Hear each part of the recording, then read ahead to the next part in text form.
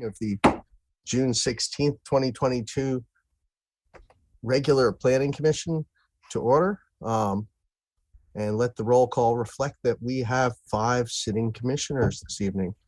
Tonight we have Robert Prendergast joining us as a sitting commissioner, the sitting commissioner from the community of Leeuwenhoek, and welcome, Robert. Thank you. I wanted to put on the record, I want the record to reflect that Robert Prendergast has been sworn in today and has taken his oath of office. He's officially part of this commission now and is able to perform the duties as may be specified by ordinance or resolution of the City Council and by the laws of state of California. Thank you. And tell you, we'll start each meeting with the Pledge of Allegiance.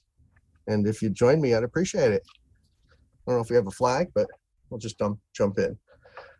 I pledge allegiance to the flag. United States of America. United States of America, and to the republic for which it stands, one nation, under God, indivisible, with liberty and justice for all. Sorry, I got a little thrown when that took over my screen. Let's see. Do we have any announcements this evening? Anna, are you here? Is our secretary here? Hi. I am. Hello. Nothing? No announcements for today. Well, we start each meeting with oral communications, where anyone wishing to speak on a topic that's not on tonight's agenda may request to do so. Now, based on recent decisions from council and dealing with a COVID outbreak, it's in amongst our people, we've moved all our meetings to virtual meetings. We're broadcasting tonight by way of Zoom. So if you wish to speak tonight, I want to stress this point. You have to go to our agenda at the website and click the link to enter the Zoom webinar. Otherwise, if you're watching us on YouTube and you're making comments, we're not going to see them. So right now I'm opening up the meeting to oral communications. And here's where we'd have any items that would be not on our agenda. Now,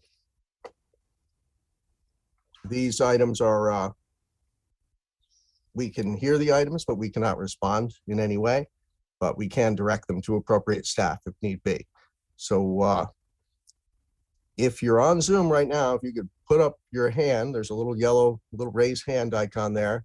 Dina, I don't know who's tracking this. Do we have people out in the audience, and is anyone putting their hands up? I can see right now we have 2. Yeah, so first we'll hear Lila Fleming for oral communications for 3 minutes. Kieran, can you begin? Whenever you're ready. Lila. Working on it, sorry. Oh, no worries. No worries. Not my first rodeo, I apologize. Hi, Lila Fleming. I am here to speak in favor of the village, Moraya Village. I think it's needed in this area because it satisfies a lot of the some of the housing needs that we need. It provides hotel rooms on the coast that bring people. Lydell, I'm going to jump in here because we want to hear from you on this item, but we're going to work our way through our consent calendar, and we'll be hearing this as the first item on our regular agenda. And I'm sorry we were unclear there. What I'm looking for now is anything frequently we'll have people who want to speak to items that are not yet on our agenda. So don't go away, but that item will be coming up shortly. Okay. I don't see any other hands raised. Last call for oral communications, that's to speak to the commission on an item not on the agenda. Okay, no hands. I'm going to move past. Next up on tonight's agenda, we're going to consider items on the consent calendar. Now, these items are considered non-controversial or routine in nature. All these items are typically voted on collectively in a single motion without any staff presentation, public comment, or commission deliberation. However, if member of the a commissioner or a member of the public has requested an item to be heard, that item is going to be removed from the consent calendar and given an individual hearing. Individual items removed from the consent calendar will be heard individually immediately after the consent calendar vote. Now, if you need to pull an item, commissioner or a member of the public, this would be a good time to put up your hand. While you're sorting that out, I'm going to read the items. We have 4 items on our consent calendar. The first 3 are routine. They are approval of minutes from April 28th, 2022, May 5th, and May 19th. Now, on these items, Commissioner Prendergast was not present for these meetings, so he will have to recuse himself from the vote on those 3 items. The last item on the consent calendar is the Cottage, which is sorry, it's okay. Last item is the Cottage, which is case number 5084-2021. Now, this project's located at 127 North El Camino Real. This is a public hearing to consider a minor use permit modification for interior modifications to an existing restaurant with alcohol service.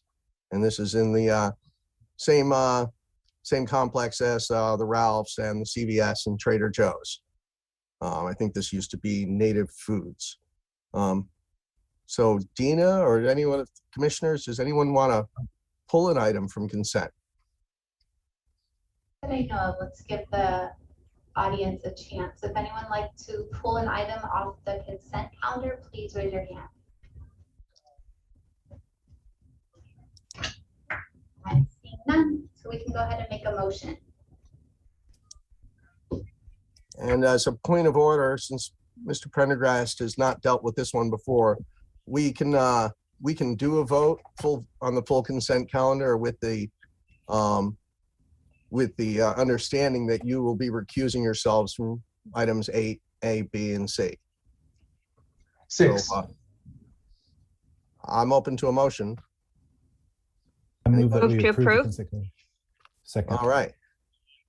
I'm not sure who came first, Steve or Susan, but Dina, I'll let you choose. Right. I'll put Commissioner Sherrod made the motion, Vice Chair Dalton to second. Okay, Let's, we'll call the question. all right, Chair Doyle. Aye. All right, Vice Chair Dalton, Aye. Commissioner Sherrod, Aye. Commissioner Ryan.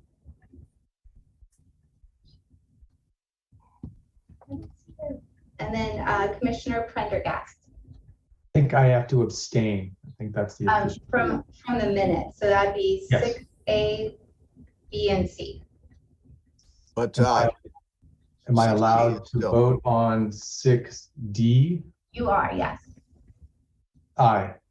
All right, and then I didn't see Commissioner Ryan. Aye. Can you hear me? Okay, there we go. Yes, thank you. So the vote passes unanimously with Commissioner Prendergast abstaining from 6A, B, and C.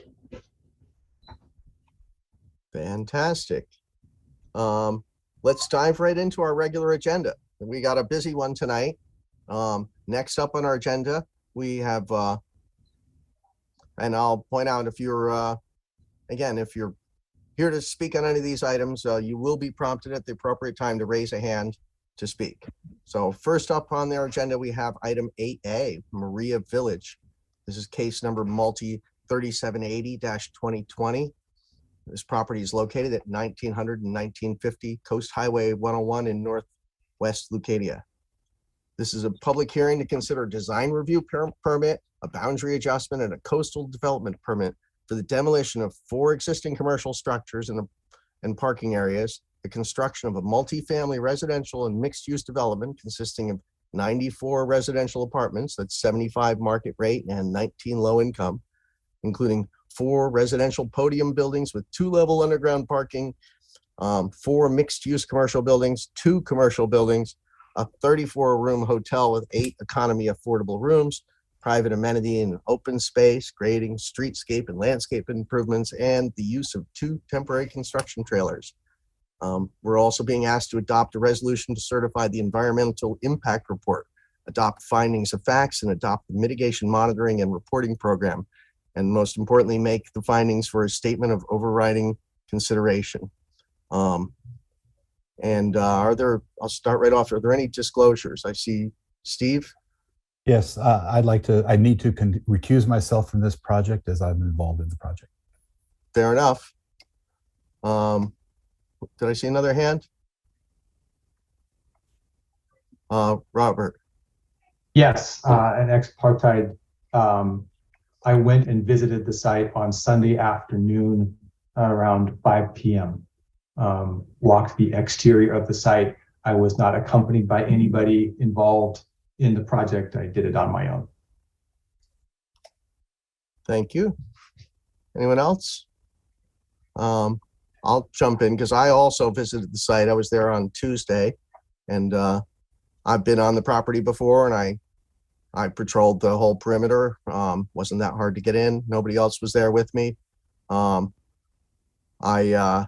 also want to disclose I have associations with the neighborhood. I'm the current president of the Leucadia Main Street Association, and this project is within our program area. And our design committee has met with the applicant, although I've had no knowledge of what they've been discussing. I kind of pulled myself in the loop on this about 2 years ago. So I've relied strictly on publicly available information on this project, and I'm pretty sure I can handle this without bias. And that's my disclosure. Anyone else? Chris? So I did get engaged at the restaurant that used to be. Oh my God, at Cabo? Where the singers are. I do not remember the name of that restaurant though. Oh my God, that's awesome. Not really that relevant, but I consider it pertinent. If anybody remembers what the name of that restaurant is, my husband and I would really appreciate the information. Was it the Cabo Grill on top of the hill? It was before it was the Cabo Grill. It was a restaurant where the waiters sang show tunes. Oh my God. Well, Fred Caldwell will know from Caldwell Antiques. Okay. We'll talk to him tomorrow. All right, great. Anyway, I think we're done with disclosures, and I'm gonna pass this over to our contract principal planner, Patty Anders, for a staff presentation. Patty, did I see your name here? Yes, there you are. Hi. Let me share my screen.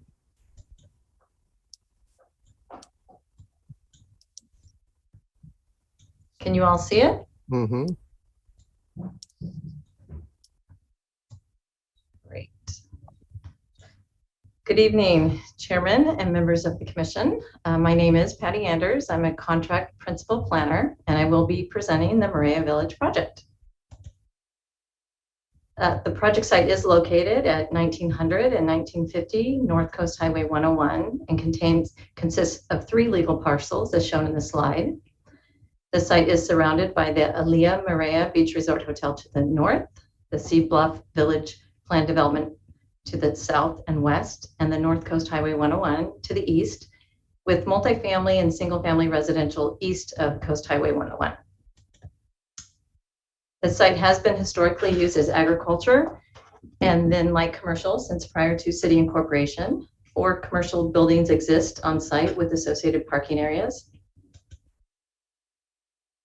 2 of the 3 parcels, as shown in this slide, are part of the housing element sites, which were allocated to address the Regional Housing Needs Assessment, or RHNA, for the city. It was referred to as Site 07, the Jackal Properties, and the housing element did identify the intent of the developer was to construct all 3 parcels as a mixed-use project with 33 affordable units. The 2021-2029 6-cycle housing element was certified by the State Department of Housing and Community Development, or HCD, on July 13th, 2021. All 3 parcels are located within the North 101 Corridor Specific Plan. Parcels 1 and 2 are zoned limited visitor serving commercial with residential 30, special study, and coastal overlays.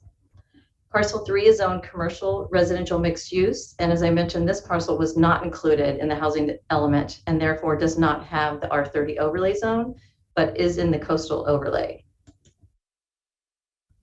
The proposed applications include a density bonus request, a design review, a coastal development permit, and a boundary adjustment permit. An EIR, or an environmental impact report, was prepared for the project and requires a statement of overriding consideration for transportation impacts and specifically VMT impacts. And I will discuss the traffic impacts and the EIR in later slides. So the project was reviewed under the North 101 Corridor Specific Plan Development Standards, Objective Design Guidelines, and the Encinitas Municipal Code. The project was also reviewed against the State Density Bonus Law and Government Code Section 65913.4, which states that local jurisdiction's discretion on housing projects is limited to adopted objective standards. Some of the permitted uses that are listed here, just some of them that are listed here are permitted in the 101 Corridor Specific Plan. But the project, as you stated, proposes multifamily residential, hotel, retail, commercial, office, restaurants, and mixed uses, including outdoor dining.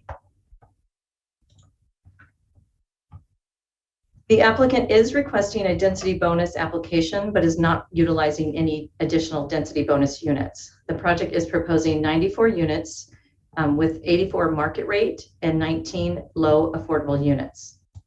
Parcels 1 and 2 are providing 20% affordable units and therefore could yield up to 122 units, but is proposing 84 units. Parcel 3 is also providing 20% affordable units and could yield 27 units, but is proposing 10 units. Each parcel qualifies as a density bonus project independently and provides the required 20% of affordable units per parcel. The project provides a total of 15 inclusionary units, 4 that will be held as affordable in perpetuity, and 4 units that will be income restricted for 55 years, and all of the units will be at the low income category. The location of affordable units are dispersed throughout parcels 2 and 3 and are located on the 1st and 3rd floors. Conditions of approval are in place to secure the units and ensure they are in compliance with all affordable housing requirements outlined in the state law and the Encinitas Municipal Code. No waivers are requested. 4 incentives are allowed under state density bonus law, 2 under parcels 1 and 2, and 2 under parcel 3. The applicant is requesting 2 incentives, which are listed here, 1 for height increases on 4 of the buildings, and 1 for an additional story. I wanted to note that the building height is measured from the finished grade adjacent to the building wall. And the applicant has provided documentation that the requested incentives will result in identifiable cost reductions, and those cost reductions will help subsidize the 19 affordable units included in the project. These exhibits depict the portions of buildings 1, 2, 4, and 6 that are requesting the height and story incentives. Parcels 1 and 2 meet the R30 development standards, including those listed here. I do want to make 2 clarifications in the staff report. The report calls out the 3rd story distance from the Sea Bluff planned residential to the south as 63, but it is actually 47 from the residential building 7 on parcel 2, and it jumps to 89 feet to building 2 on parcel 3. So it is quite a far distance on parcel 3. Also on page 16 of the staff report, building 5 on parcel 2 is reported to be 35 feet, but actually that building is only 19 feet, 5 inches. So I wanted to make that clarification. The limited visitor serving commercial zone envisioned future development to be mixed use to include residential and visitor serving commercial uses, as well as a minimum of 30 traditional overnight accommodations to address a full range of affordability for the overnight accommodations.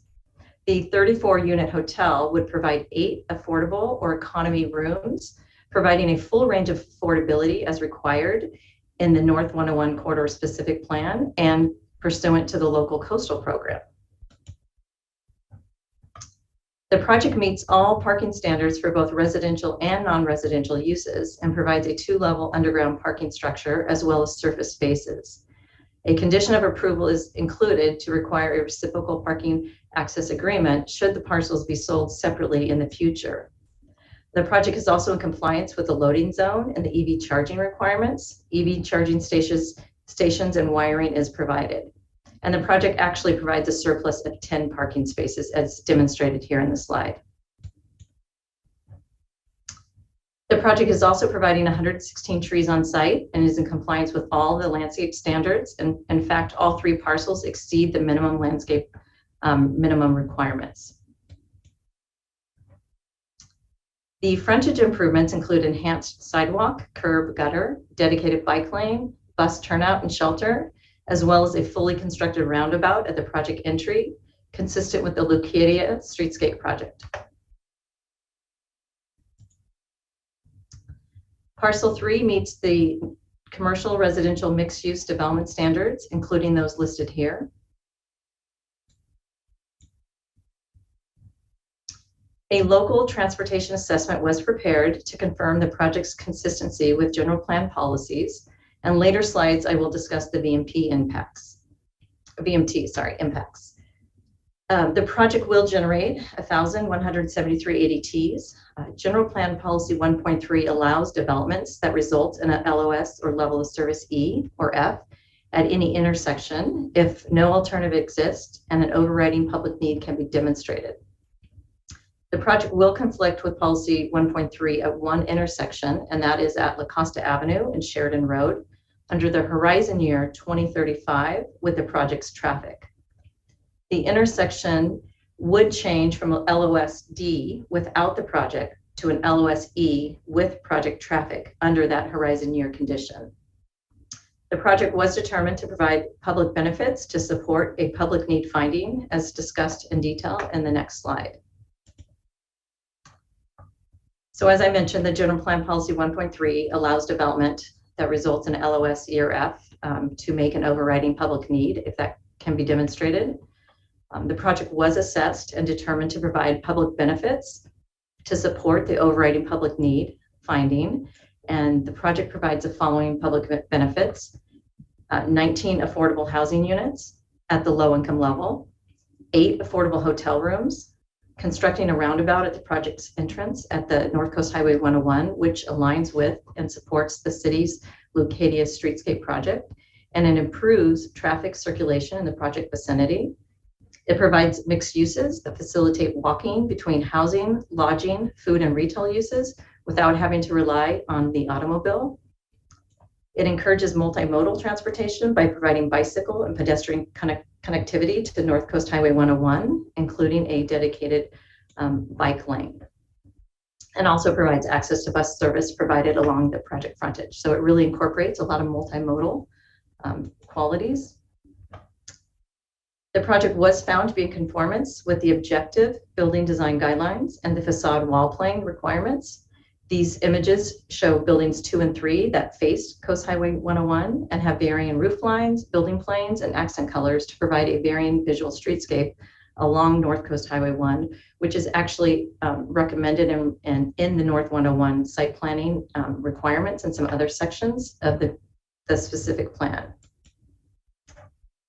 This slide shows the rendering of the hotel, a view into the site from the sidewalk, the apartments over the parking garage, and a view of the north end of the project facing North Coast Highway 101. As you can see in the images, the project provides a variety of building styles, heights, roof lines, colors, and all the buildings meet the facade wall plan requirements. The proposed wall, cut and fill, and setback reductions have been reviewed and found to be in compliance with the North 101 corridor specific plan. The boundary adjustment is proposed between parcels 1 and 2 only. No new lots are being created, rather the shifting of an existing property line as shown in this slide. And that's so that the hotel could be on its own independent parcel. The parcels do comply with the North 101 corridor specific plan and the Encinitas Municipal Code lot area, width, and depth requirements. I want to note that parcel 3 property lines are not being modified and all the services are available for the development. The project requests were found to be in compliance with the Encinitas Municipal Code, the North 101 corridor specific plan, and general plan. Therefore, the project was found to be in compliance with the local coastal program. A citizen participation program was conducted via Zoom on December 15th, 2020, with 89 members of the public in attendance, and some of the key issues raised are listed here on this slide.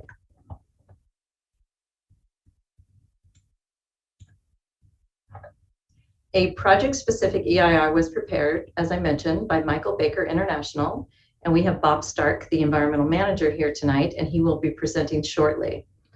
Before I pass it on to Bob, I just want to point out the list of technical studies, as shown here on the slide, that were prepared for the EIR. These studies can be found in appendix section of the EIR in attachment 9. We have staff from each discipline available to answer any questions as well. A geotechnical report was prepared for the site and assessed on-site slopes and the stability of the coastal bluffs to the west of the site. The report concluded that stormwater infiltration BMPs would not be allowed due to the proximity to the bluffs. All BMPs will have an impermeable liner, which prohibits infiltration, and development of the site was feasible using shallow foundations and the recommendations contained in the geotechnical report. The EIR evaluated the site for potential impacts to tribal resources as well. A phase 1 and a phase 2 reports were prepared and determined no known significant tribal resources were found on site. ER mitigation measures for the unknown potential resources and and it does require tribal monitors on site during construction, which is a pretty standard mitigation measure. Now I'm going to pass it over to Bob Stark of Michael Baker, and he can discuss the environmental process. Thank you, Patty. Good evening, commissioners. You go to the next slide, please. Oh, I will do that for you. Take 2.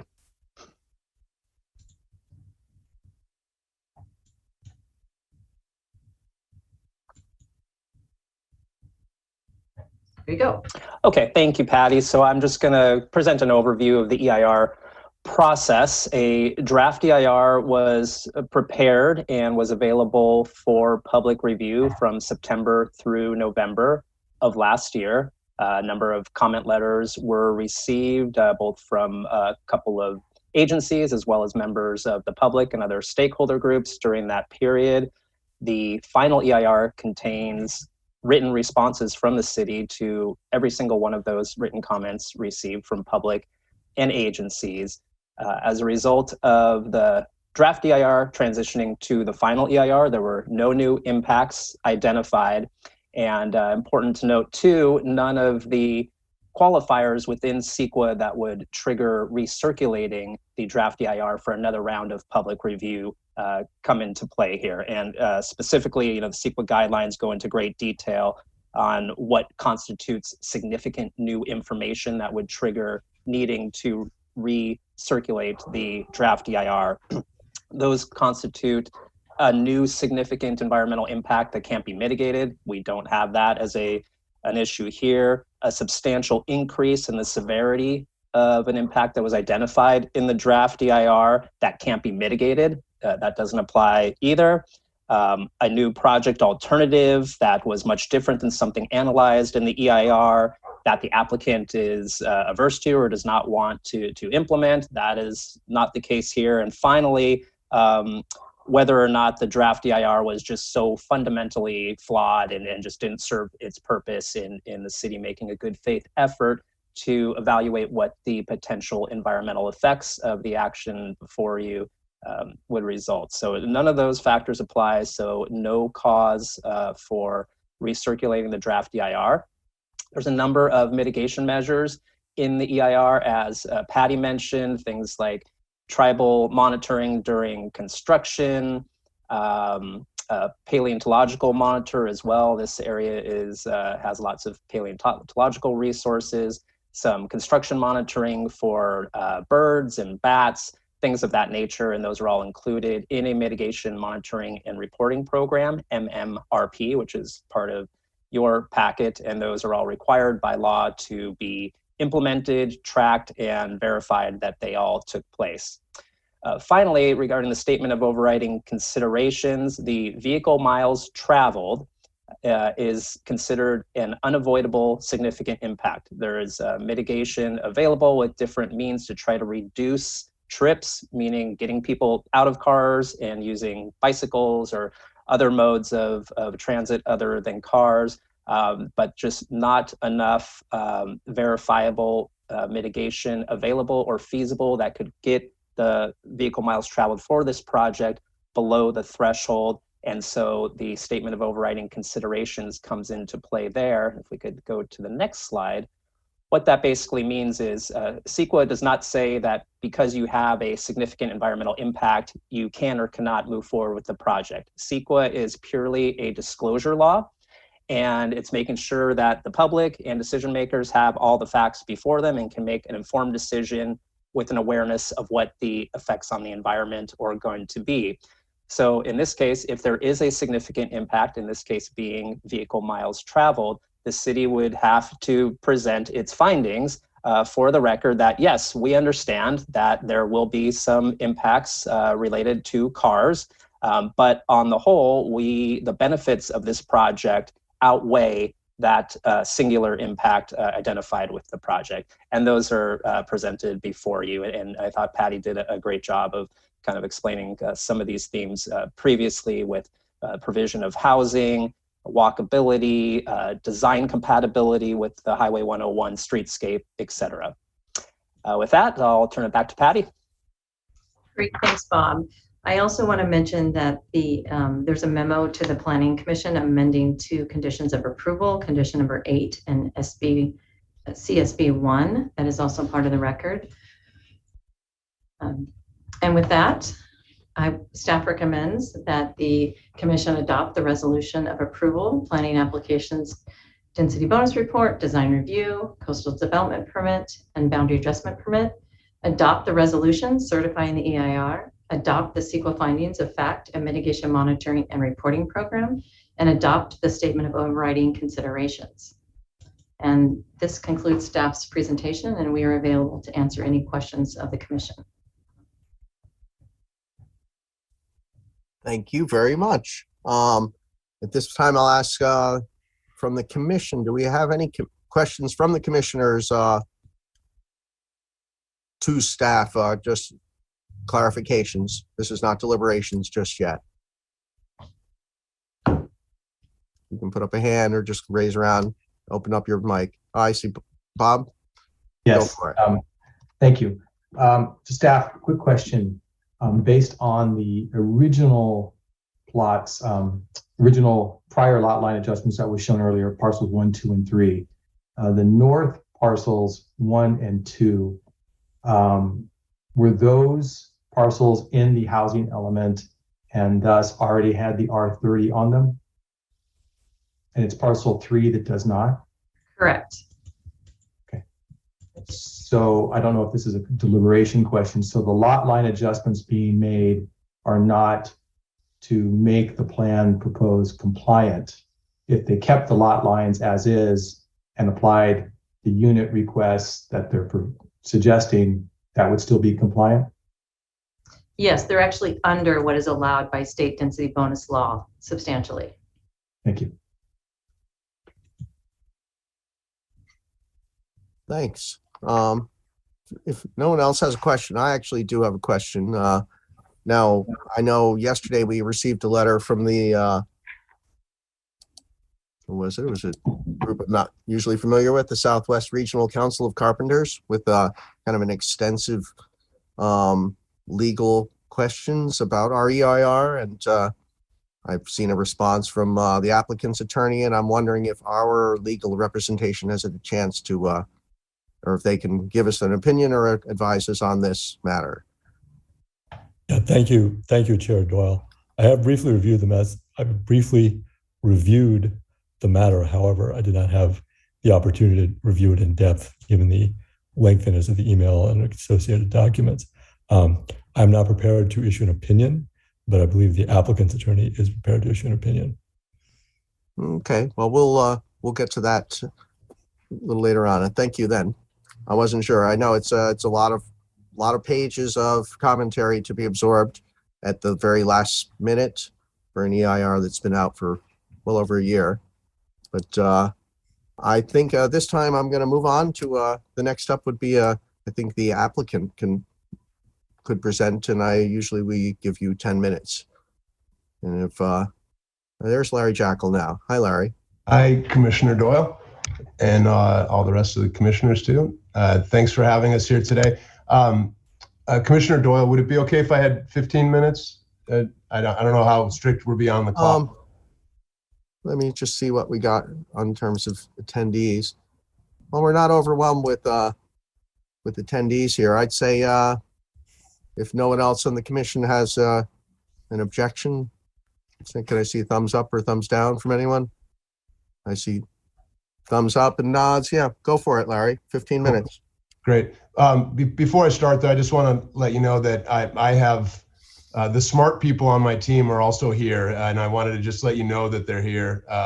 And bounce around if you want to pass over from one of yourself to one of your from you to one of your team members. Yeah, no, I'm gonna present, but I just wanted you to know that they're all here with us. It's Katie Hamilton from Stephen Dalton Architects, Marco Gonzalez from Coast Law is our counsel, Justin Studer and Paulo Ayala from PLSA are our civil engineers. Justin Rosas from LOS Engineering has handled the traffic studies, and Mike Peltz and Howard Pierce from Peltz Landscape they're all on the call and available, when the time comes if we have any specific questions for them. Cool. Well, I'm hoping to keep public comment open and we can ask questions as need be. I think we have questions for Attorney Gonzalez, and I know, who did you say was here for traffic?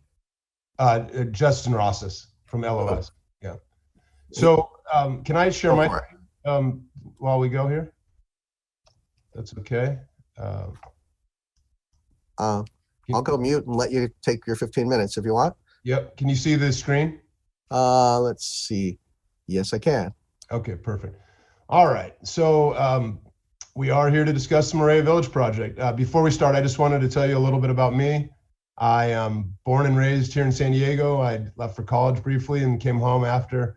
My wife and I and our college-age kids live in Solana Beach. Actually, my whole family lives here, and we're very proud of our North County coastal area that we call home. Just a side note, by the way, in case anyone has anything mean to say to me or about me, my mom and dad are on the call tonight, so I just want you to be a little bit nicer than you might be otherwise. So just to be aware. I've been in the real estate industry for 30 years. I was a broker first and then started a development company 22 years ago called Fenway Capital Advisors, which my partner, Pat Tribolette, and Pat grew up here as well. We now run the company. We develop and build all kinds of projects. Most recently, we, along with our partners from JMI Realty, built the Alila Moraya Beach Resort. It was a project that had been contemplated, as all of you know, for 30 years before we owned the land, and we just happened to be the ones lucky enough and had the right timing to get it done, and we're pretty proud of it. But today we're here to talk about the project just to the south. We bought this land for this site along with the hotel land, and we knew at some point when the hotel was complete that we would want to work on our next project. Many things were contemplated for that site as well over the years, but as we proceeded with the hotel project, we were approached to build multifamily units on this site as part of the housing element. It was interesting because we weren't thinking that the best, to have just a sea of apartments next to us was really what we wanted to build. So we made it very clear to the committee for the housing element that we wanted this to be a mixed-use site so that we could have amenities up in this northwest Encinitas area.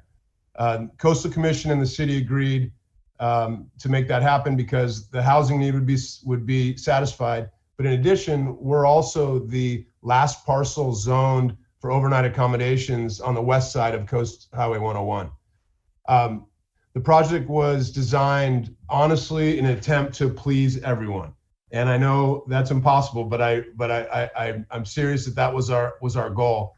The HCD gets the housing that is needed in the state, including 20% affordable. The Coastal Commission gets its overnight accommodations on the coast, including affordable accommodations.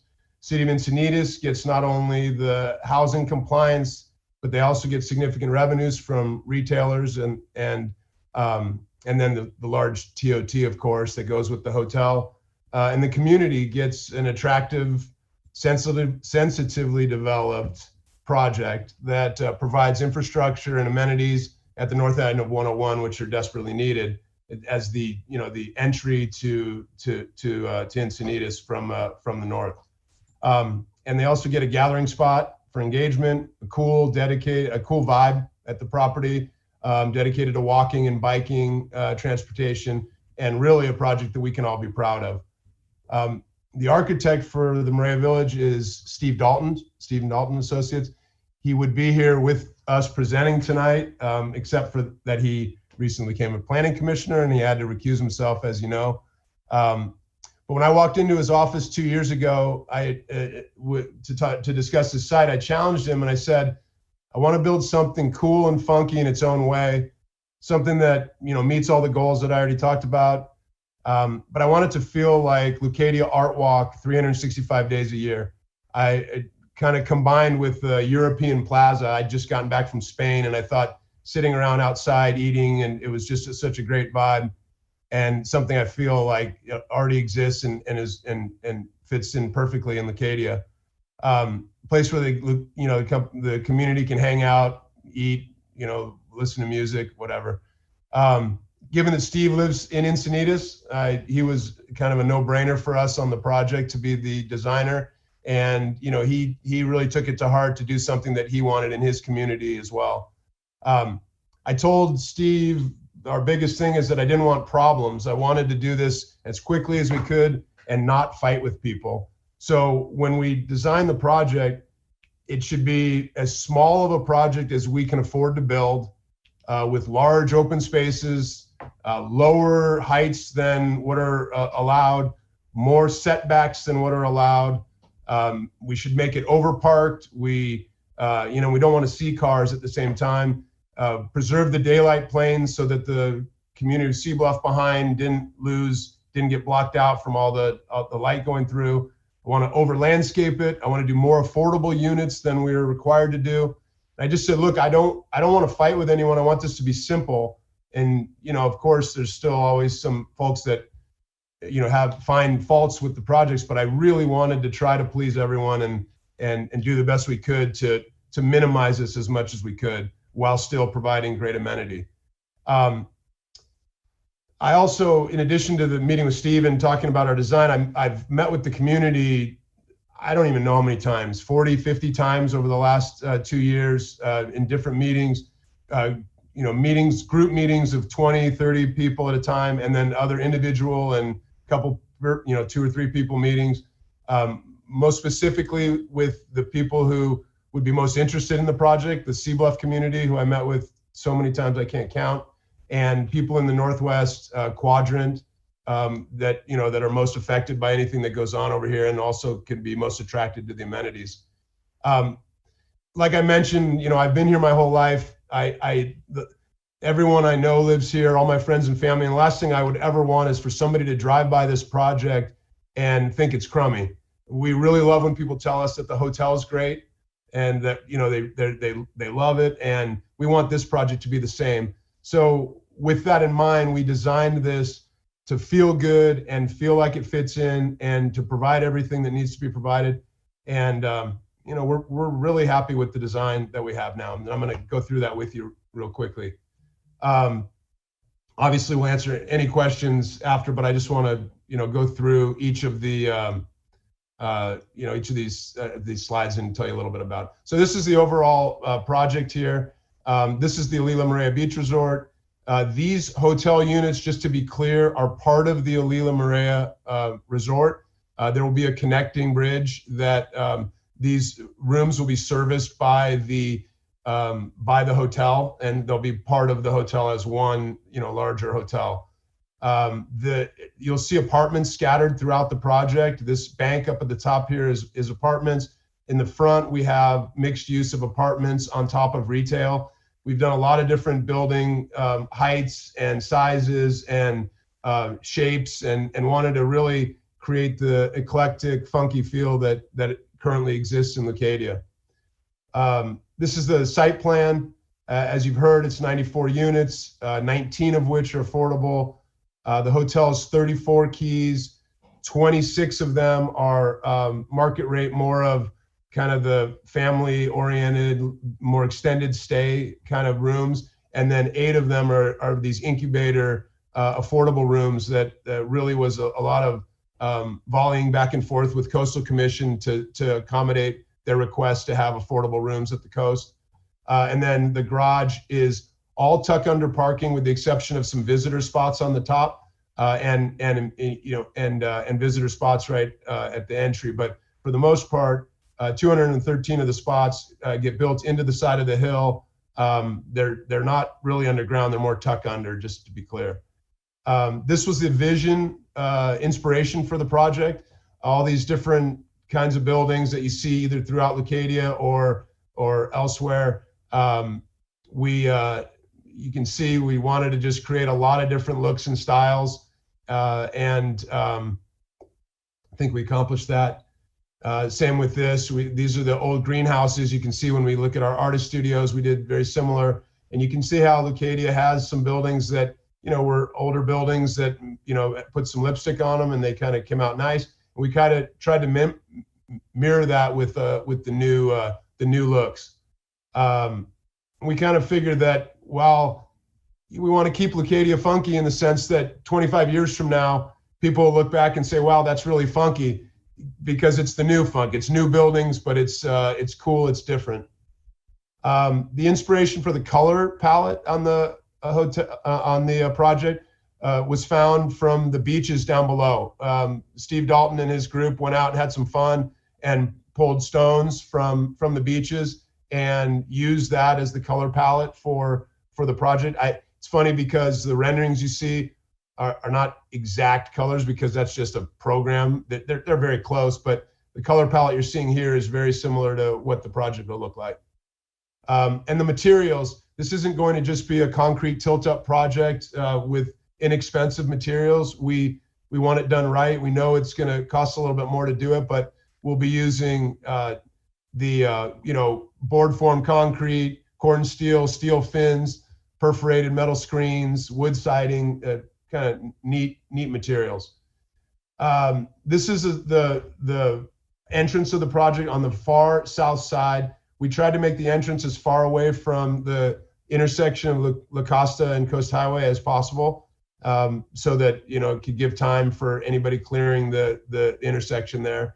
And as you noted, we'll have the roundabout here that'll be part of streetscape, built just like the other roundabouts that you see along the highway.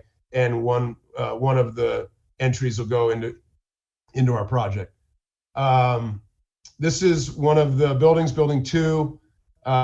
You can see that it's a just cool, funky building.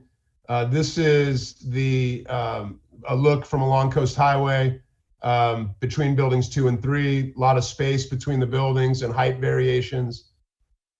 This is another one of building 3, just a close-up, kind of the old style gas station, mid-century modern style. And then this is a neat couple of slides here. This shows you the before and after of what it looks like heading north. You can see the view as you head north through to the end of the Encinitas here, and you can see what the project will look like when we're done. The varying building sizes. We created this so that it slopes up the hillside and doesn't create a massing down on the highway, so that you feel like it's ominous as you drive through. It's meant to be open and have these specific different heights and different architectural features. And most importantly, you don't lose any of your ocean view as you go through there. It's not blocking anything. It just kind of fits right into the hillside there. This is more buildings 4 and 6. You can see more of the spaces between the buildings. We have a ton of bike racks. I think we have 7 bike racks. So there's 40 room for 40 bikes or more. And if we find room to add more, we'll add more. We want this to be a biking and walking project as much as possible.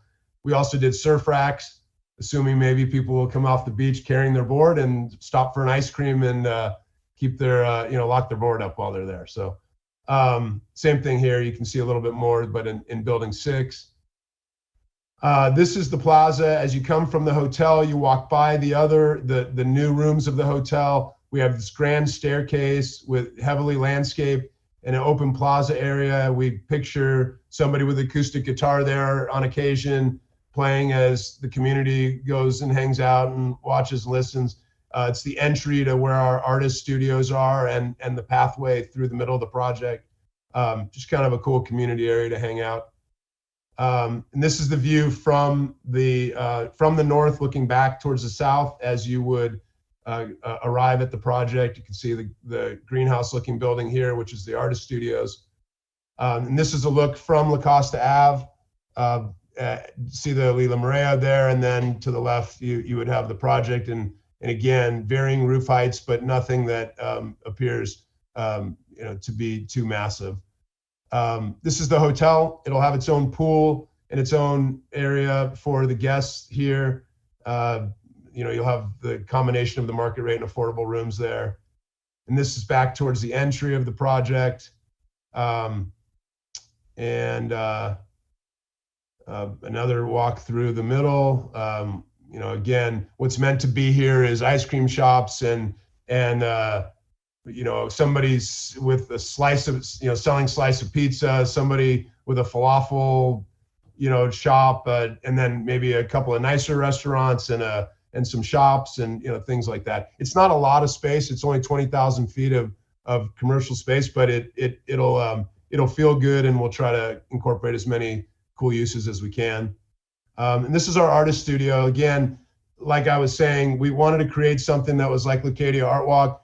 We picture pop-up tents. These are not artists. These are not galleries with fancy art. This is meant to be actual paintbrushes and canvas, and a little bit messy inside these studios. They'll be small. There'll be something affordable for the artist, and a way for them to sell their product as well as create it on site. And it could be painters. It can be somebody doing pottery. It can be making jewelry. Any type of art. Could be music. Somebody who has a little recording studio that's inside there. Just any type of art is the idea. This is a view inside the project from the parking structure around. Just a little elevated bridge piece that looks down on the open plaza that in the middle. This is the back parking garage with the apartments on top. Everything, again, it's 2 stories, 2 levels of parking underneath the building. We envision the upper level being tenant parking for the apartments, and the lower level being more for the retail uses. And then this is the view from the west looking east into the apartments, which should be pretty neat. The summary, as you can see, like we talked about, or that was mentioned in the staff report and here, we're only covering 28.5% of the lot with buildings. We could go up to 65%. The landscape coverage is almost 20%. We need to do a minimum of 15. The affordable units, I'm not exactly sure what we could do. I know we're doing 20%. I think it could be 15 or even 10% affordable, but we're doing 20%. That's the unit mix of the studios and 1 bedrooms, 2 bedrooms. Let's see, the parking, again, we're overparked. And by the way, the parking includes spaces allotted for outside seating areas at the restaurants. So it's not even just for interior restaurant space or shop space. It also includes parking for the plaza. For outdoor seating. And then the open space, again, require the private open space, meaning not for public use, we required 8,400. We went and did 6,500, which that's actually a good thing. Common amenity space is 21,000 feet for the public, and 16,000 feet is all that was required. So the let's see here. So this is the project. We're going to stand ready to answer any questions you have. What I'd like to just mention in closing is that we don't want to fight. We tried to create something special here that could get through quickly. We are currently 8 months behind schedule after an extensive EIR, and we made sure that we crossed T's and dotted I's and got everything done as needed. The time and the financial markets that we've dealt with now, or that are coming into play, and the construction costs have moved away from us. There's no meeting for the Planning Commission in July, so we really don't have time to wait till August for approval on this project or decision. It's really just costs so much money each month to do. So and also as part of that, we're building streetscape project, streetscape improvements here as well. And so our goal is to try to be done with construction in Northwest Leucadia. We want streetscape done, this project done, and the poor people who have lived up here through all the construction of the hotel and now this, we want to just be done with the construction. So our goal is to get a decision from you tonight. Hopefully it's an approval. We're here to answer any questions and take as much time as you need, but really just appreciate your time and consideration on the project. Thank you, Larry. We'll give you a chance to respond after public comment, but for now, is any commissioners do have any questions of the applicant? We can always come back to it. I'm not going to close public comment. No hands? Dina, do we have, actually, I should have put my hand up. This is a great time to put up your hand if you would like to speak to this item. I know we have at least one speaker who came on early. Dina, do we have anyone lined up for public comment? First up, we have Lydell Fleming. Following Lydell will be Victor Diaz. All right, Lydell, you're up. If we'll wait till you're on and we'll start up the timer.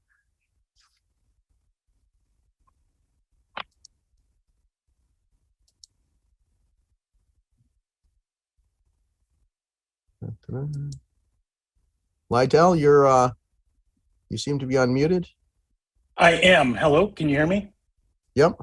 Okay. Yes.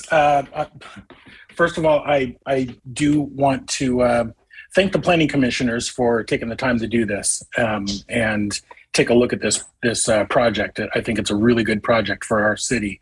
And I was mistaken. Full disclosure, this is my first time ever doing a Zoom meeting with you guys. So, but I have done Zoom meetings. I'm also on the housing committee for Encinitas for Equality, just full disclosure. And I'm also on the city Encinitas City Commerce. So how do I follow Larry? I mean, everything he said is exactly what I would say. And the Moraya Village is needed in this area, as I said. It satisfies the housing needs, some of the housing needs that we need. It provides additional hotel rooms on the coast that bring people and direct venue to the city and provides a community gathering place to eat and drink and be together. I mean, the design of it is so cool. I love the funkiness of it all, and the fact I didn't realize that the colors actually came from the ocean. That's from the beach. That's so cool. As a real estate agent, I do believe that this will be a huge benefit on housing values in the area as well. And I do like the thought of the designs, of course, fitting in perfectly with the character of the community. And quite frankly, I'm very proud to have this project as a gateway from North County into Encinitas. That's it. Fantastic. Thank you, Lydell. Okay, next we have Victor Diaz. Following Victor will be Desiree Morales Whitman.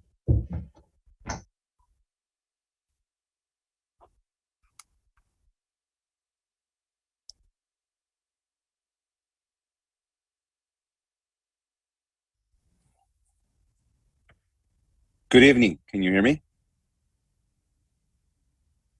Yes. Yes, my name is Victor Diaz, and I'm a member of the Southwest Regional Council of Carpenters. I live in the local area and live and work in the vicinity of the project.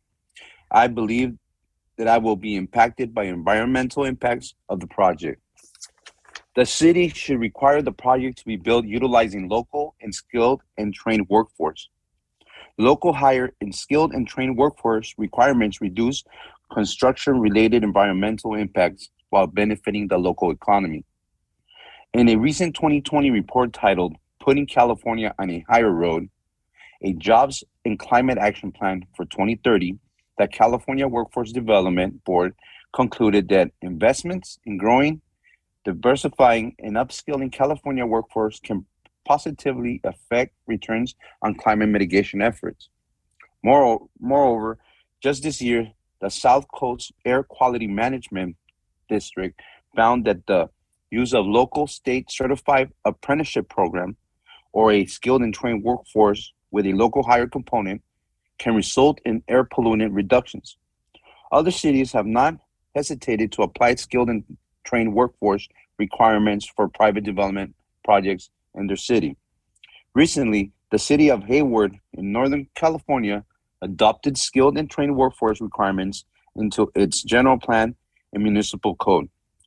Local and skilled and trained workforce requirements can boost economic development and mitigate transportation and greenhouse impacts by minimizing vehicle miles traveled. The project violates the CEQA environmental laws, especially as it does not properly identify and mitigate greenhouse emissions, traffic impacts, air quality, and improperly defers mitigation.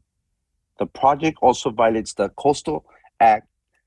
Coastal Act is inconsistent with the mass and scale allowed by the applicable general plan and local coastal plan. It does not protect and preserve the natural scenic resource. It does not provide adequate public access.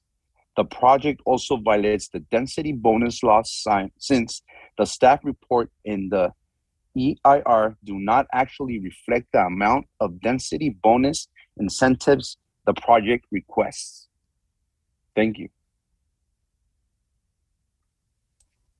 Thank you, Victor. Okay, next up we have Desiree Morales-Whitman, followed by, let's see, Linda Weinerstrom.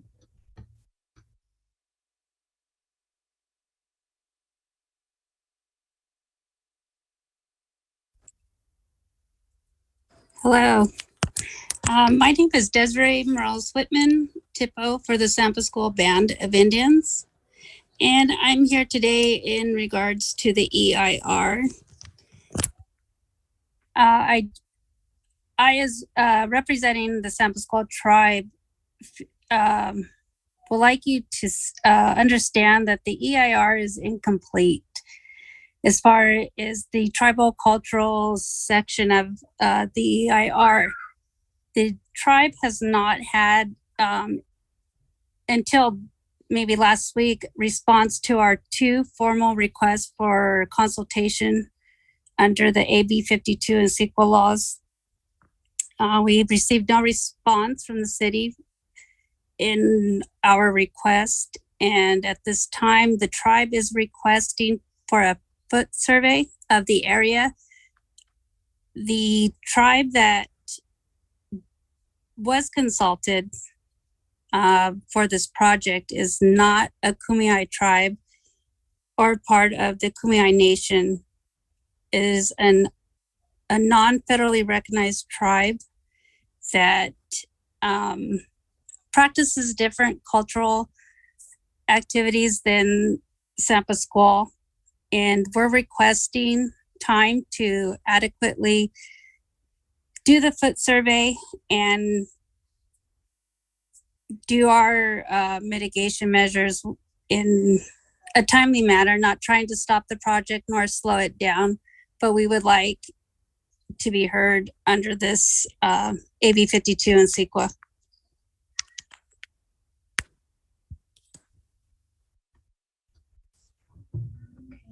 Thank you, Desiree. Next up, we have Linda Weinerstrom. And then following Linda will be Casey Cox of Electrification Company.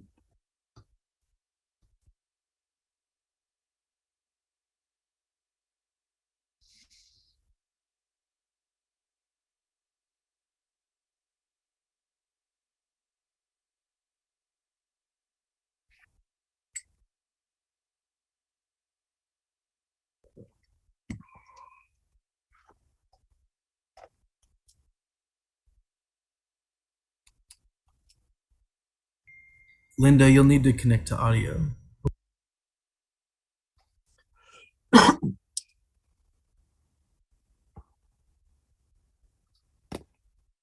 Hi, can everybody hear me?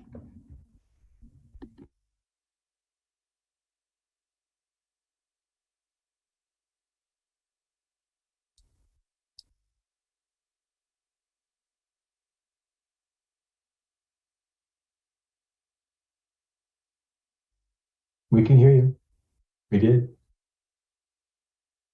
Can we? It feels we lost you almost right away. Did hear you. It looks like her webcam might be getting disconnected. Audio and video keeps cutting out. It looks like she might be back.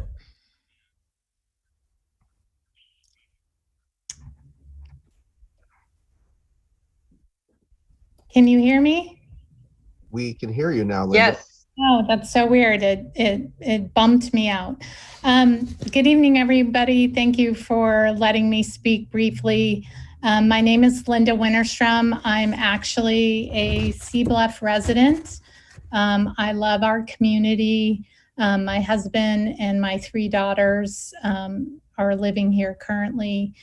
And we absolutely are 100% for this project. Unbeknownst to some other Sea Bluff residents who say everybody is against this project, many of the homeowners I've spoke to are definitely for this. First and foremost, it brings much needed restaurant shops and cultures to North Leucadia. The Moraya Village is something that everybody that I've spoken to is super excited about. Fenway Capital advisors have proven that they build beautiful projects with the hotel.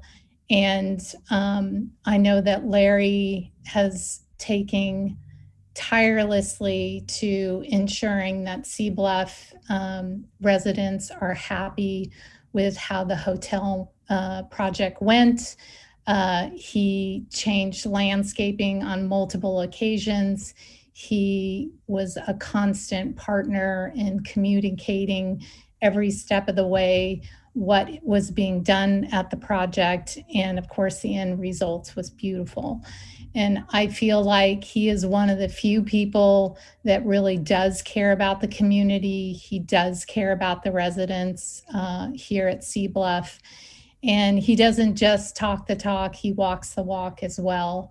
And we really feel like anybody could come in and build 500 apartments and have an eyesore. And he's taking a completely different approach to make this aesthetically look good. And also, I feel strongly that it's going to help the property values of the residents here at Sea Bluff. So as a real estate agent, I sell primarily coastal North County. I really believe this is going to be a great project. Thank you. Thank you. All right, next we have Casey Cox with Electrification Company. And then following Casey would be Justin Q.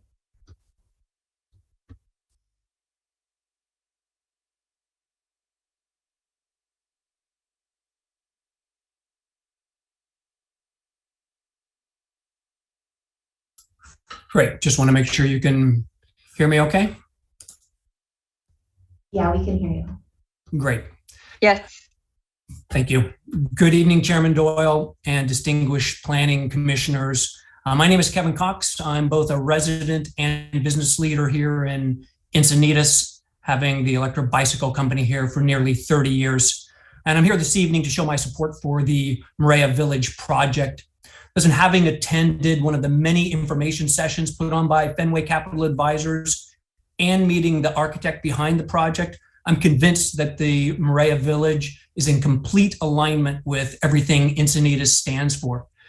It will be the hub for commerce. It will house restaurants, shops, artist studios, and office space, and add tax revenue for the city. It will serve as a meeting ground for locals, tourists, and our North County community at large.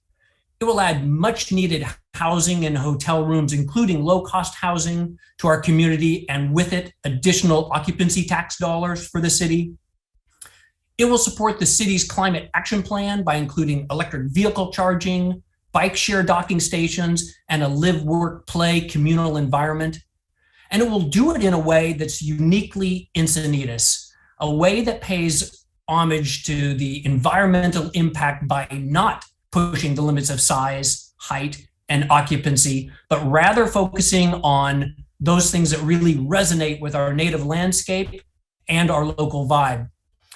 In short, this is going to be another jewel in the Encinitas crown. It's going to be something that everyone can appreciate, not just for its aesthetic beauty and style, but for its contribution to the community. And it's certainly going to be a place where we can all call home. So I would say for these reasons and many more that you've already heard about from Larry and his team, that I'd like to once again express my support for this important project. Like so many of us here tonight, I'd like to ask you, actually, I'd like to urge you to approve the Moraya Village project today. Thank you for your time. All right, and last up, we have Justin Q.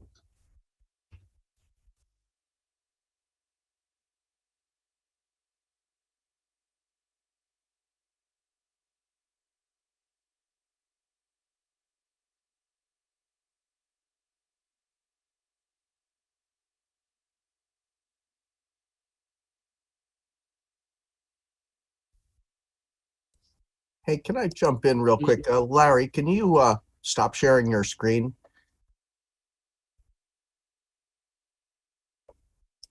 Are you still there? Hello, Yeah. can you hear me? Yes, we Okay.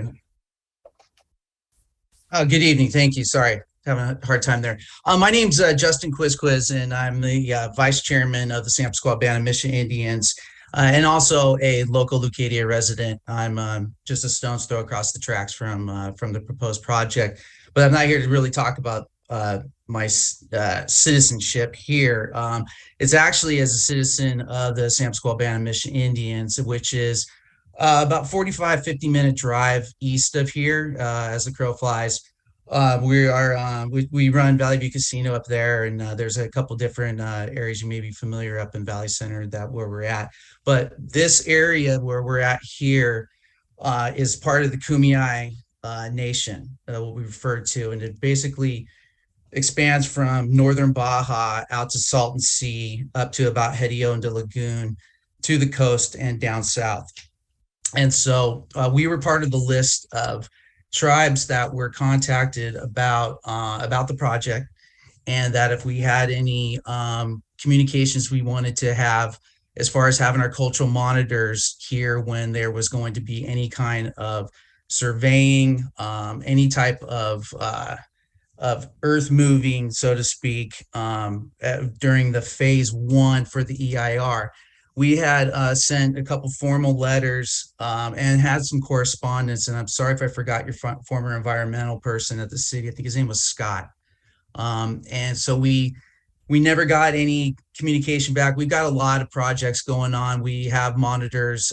We've had them down at the border during the fight for the fence down there for a while. We still are down San Diego State. We worked a lot with that. So we're all over the county, including other tribal monitors, looking for cultural artifacts and such. And so we noticed in the EIR that it said that we did not communicate with you. So we got in contact with, we did a Zoom the other day with Patty, Anna, Nicole, and I believe Nicholas as well, to go over the EIR and what we thought was lacking in it. Desiree Morales, who's the head of our monitoring program, she spoke earlier. So I just wanted to back her up on that, it's not necessarily we want to, stop anything. I mean, the pictures look pretty. They always do. Unfortunately, I wasn't able to go to too many of the meetings, but what we want to make sure is that, that the communication with tribes in this area are, honored. We work with a lot of people throughout the county. And as a resident here, I was pretty disappointed that we were, in the EIR, it said that we didn't have any communication or we didn't, put our hands up when it came to this situation. So I'm glad we were able to talk the other day. We were told actually that there was going to be a memo of some sort about our communication and what we wanted to do moving forward, because quite frankly, Des mentioned San Luis Rey. San Luis Rey is a state certified or a state recognized tribe. They're not a federally recognized tribe. So their standards for cultural monitoring are quite frankly a few levels below federally recognized tribes who have to go through NEPA, not CEQA. And as somebody mentioned earlier in one of their presentations, CEQA, they're just basically an information gatherer. And I think it was particularly about the vehicle situation to where essentially, they're not going to say you can't do it, but that, hey, the city's going to have to acknowledge that this could be a problem, but there's more pros than cons. So I'm pointing that out in that NEPA, if there's something that was going on with NEPA, they'd be a lot stronger on that. So we don't feel that there was a strong enough effort in the cultural monitoring to this point. So with our conversation that we had the other day, we feel fairly assured that we are going to be part of the cultural monitoring if there is any excavation actually performed once you get the project potentially approved. So just wanted to put that for the record, and thank you very much for your time. Thank you, Justin. Okay, and there are no more hands raised. If anyone would like to speak out there in the audience, if you could raise your hand. Don't see any hands. Yeah, it looks like. I think generally next we would allow the applicant to speak again, respond to any concerns raised. Is that correct, Anna? Larry, you still around? Would you like to address any of the points that were raised? I'm here. Yeah, you don't need to. No, I think I'm okay. I think maybe some procedural things to discuss, but I'm good. Cool. Well, thank you. Now we move on at this point to Planning Commission deliberation. Hey, Kevin. Yeah, Larry. Commissioner Doyle, I'm sorry. That's okay. We know each other. We're allowed. Say Commissioner Doyle on your, or Chairman Doyle on your screen, right? I'll change that up for next time. Yeah.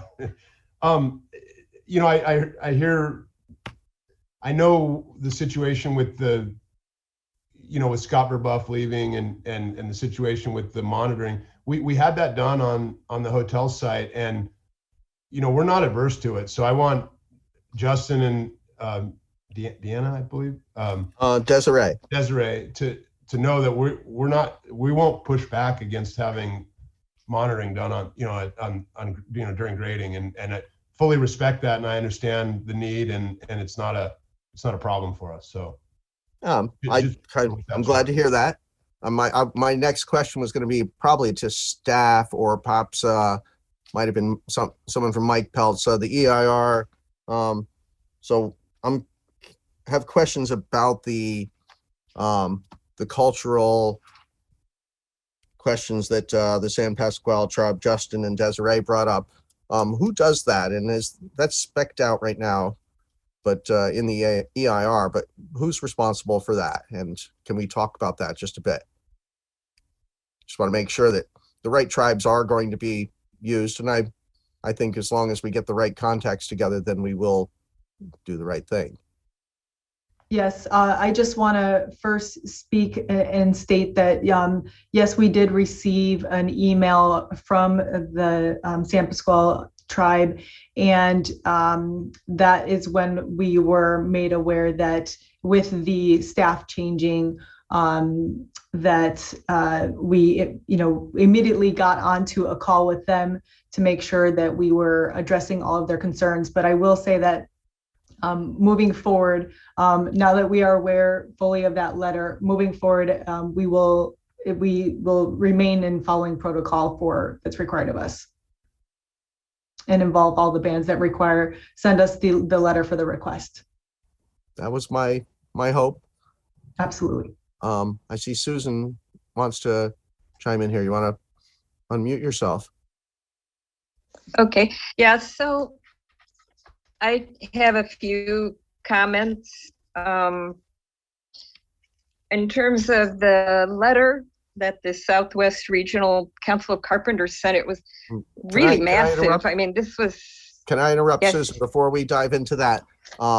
This was a response to a question about the Indian tribes and the Kamea artifacts at monitoring. Yeah. So I'm going to you'll be first up for. Don't even bother unmuting yourself, because I'm going to say we're moving on to Planning Commission deliberation, and I think Susan Sherrod has the floor. Okay. Yeah. With respect to the question about the EIR being incomplete and the tribal question, I definitely think we need to address it. That's a staff issue. That is a staff issue. It's not something planning commissioners do, but staff needs to address it. Okay. And as far as all of the various correspondence was really voluminous in terms of this particular project.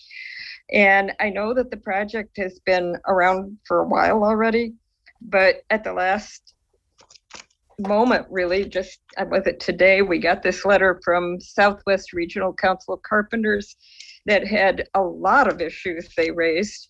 And then we got some correspondence from Marco Gonzalez, the attorney for the applicant, that addressed some of those things. But at the same time, there were just so many things that it was kind of staggering for me. And I felt like I maybe needed more time to really review that. On the pro side, there were a lot of comments that were sent in by residents who like the project because of the walkable community aspect, the economics, the housing provided, the affordable housing, the design they like. They like that it provided more open space and didn't max the site out. So those were all positive comments, and I was reading through and then I hit this letter from SWRCC, the carpenters, and I was like, whoa, because it really hit a lot of issues. And one of the primary issues it hit for me was the California Coastal Commission review. I believe this project should come before the California Coastal Commission. I do not believe that our LCP is sufficient to review this project. I also think that coastal dune habitats in general, have been declining, and it's due to development. And so it's a serious concern to look at it and make sure that it's looked at under the appropriate lens, and make sure that we're not doing anything to disturb the natural habitat of the birds, the terns, the other the gnat catchers and other birds and bats that we shouldn't be doing, but also the access issue of providing. The thing about Coastal Commission is that they protect the public access. It's not the access of having affordable housing is wonderful for the city for meeting our state mandate. And I really, think that maybe we should be doing that as 100% affordable in some location where it's more appropriate. I can see that this project, probably there were some comments that were very valid from other people, and I want to go over those. My response to those would be in terms of bluff destabilization. I think it's a serious issue in Encinitas. We know our bluffs are not the most stable. We've had a lawsuit against our city. We've had recently at Beacons Beach, another problem. And the person who wrote in felt that the heavy duty equipment being used so close to the bluff could cause more destabilization. And I think they were right that they should require the applicant indemnify the city so that we don't face a lawsuit our city again. And I think that they should also be having to put up some sort of bond or insurance so that if some problems ensue and it's traced back to the development, the city doesn't wind up, you know, having to pay or wind up with the developer going belly up and not being able to pay for whatever happens, you know, that destabilizes the bluff. So I think that those were very valid concerns, whoever wrote that letter in. And another person wrote that they felt that this project, although it's a nice project, doesn't really have the infrastructure in place right now to handle the traffic, and the pedestrians who need to get down to the beach don't really have the way down that is safe. And they were worried about the construction traffic itself being unsafe for people who are recreationally going down to the beach and so on. And so their comment was to wait to issue permits until the Leucadia streetscape is completed. I think that is a very valid thing.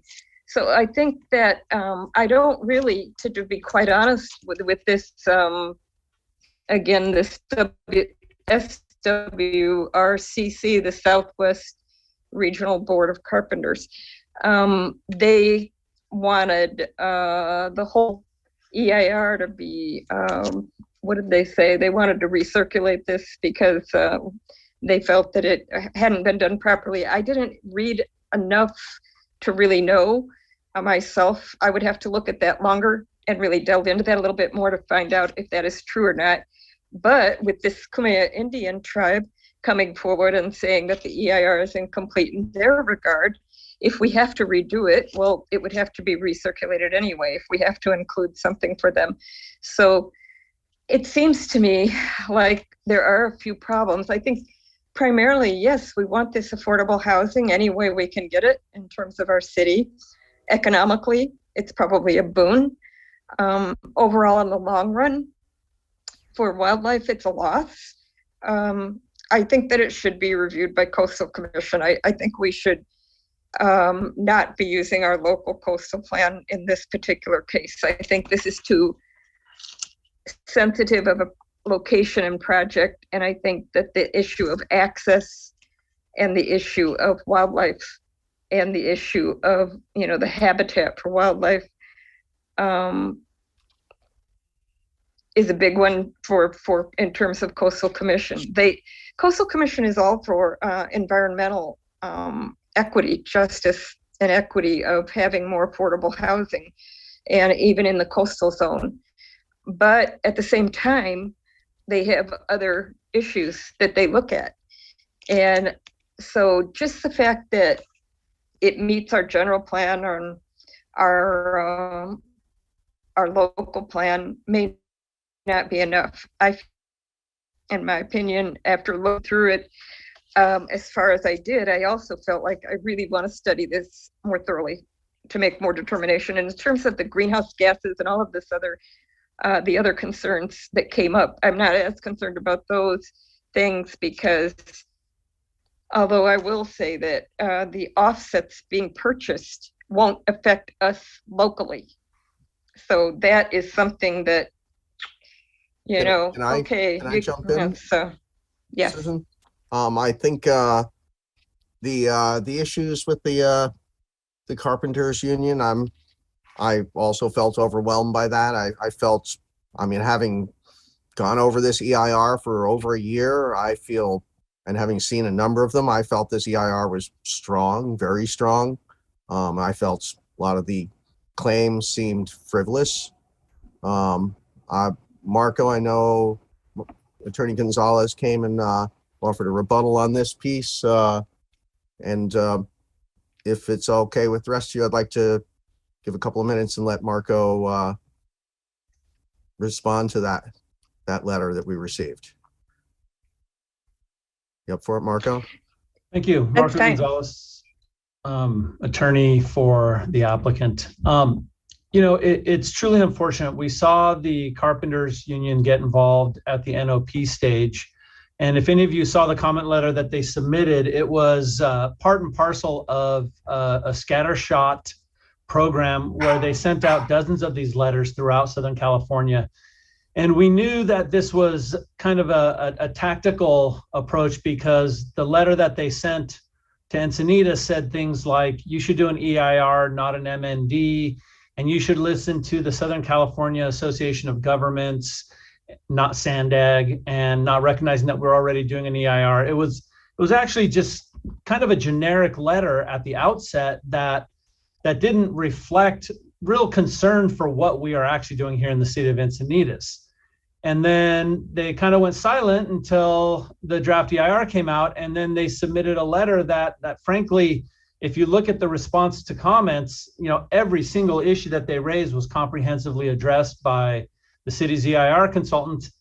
And then when you look at this last minute hit, it's very transparent what it is that this group is trying to do. And I'm not saying that their intentions are bad.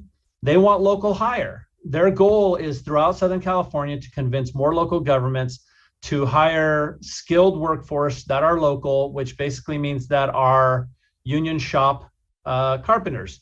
And frankly, that's a laudable goal. However, as the response to comments shows, they're asking for a 10-mile radius for local hire. And in San Diego, we have a 10.8-mile local radius already in the city of San Diego. It would essentially be a meaningless exercise for us to even contemplate that. But what they've done is they've tried to bootstrap this concept of local hire into GHG and VMT analysis, meaning their perspective is if you hire local, you'll have a lot less people driving in their cars relative to the overall project. The problem with that, and the reason why the state hasn't recognized local hire as an appropriate mitigation measure, is that when you're doing VMT analysis, you're looking at the 30-year life of the project. When you're talking about construction, it's a very short 16-month window. And overall, the state has determined that the relative benefits of local hire don't really even hit the radar screen when it comes to overall project VMT reduction. So it doesn't serve as an actual mitigation measure. And frankly, this is one of those circumstances where our environmental laws are being used to try to stall the project, which is why we got this letter so late. And it's an attempt to really force us into negotiation with the unions. Now, they raise this issue of the Coastal Commission, and it's interesting because, we're in the appeal zone. Anybody who wants the Coastal Commission to review this can appeal to the City Council, can appeal to the Coastal Commission, and the Coastal Commission will opine on it. But what's interesting, and getting to Commissioner Sherrod's comment, is the standard of review when the Coastal Commission reviews this will be the city's LCP. The LCP is part of our general plan, and the Coastal Commission has certified it. They certified the LCP component with the housing element update, and that is basically going to be the standard that they're going to apply when it comes time to do so. Now, the carpenters raise this issue of public access, and I think they missed the boat on it because the Coastal Act is very clear. Public access is not about recreation and transient visitors.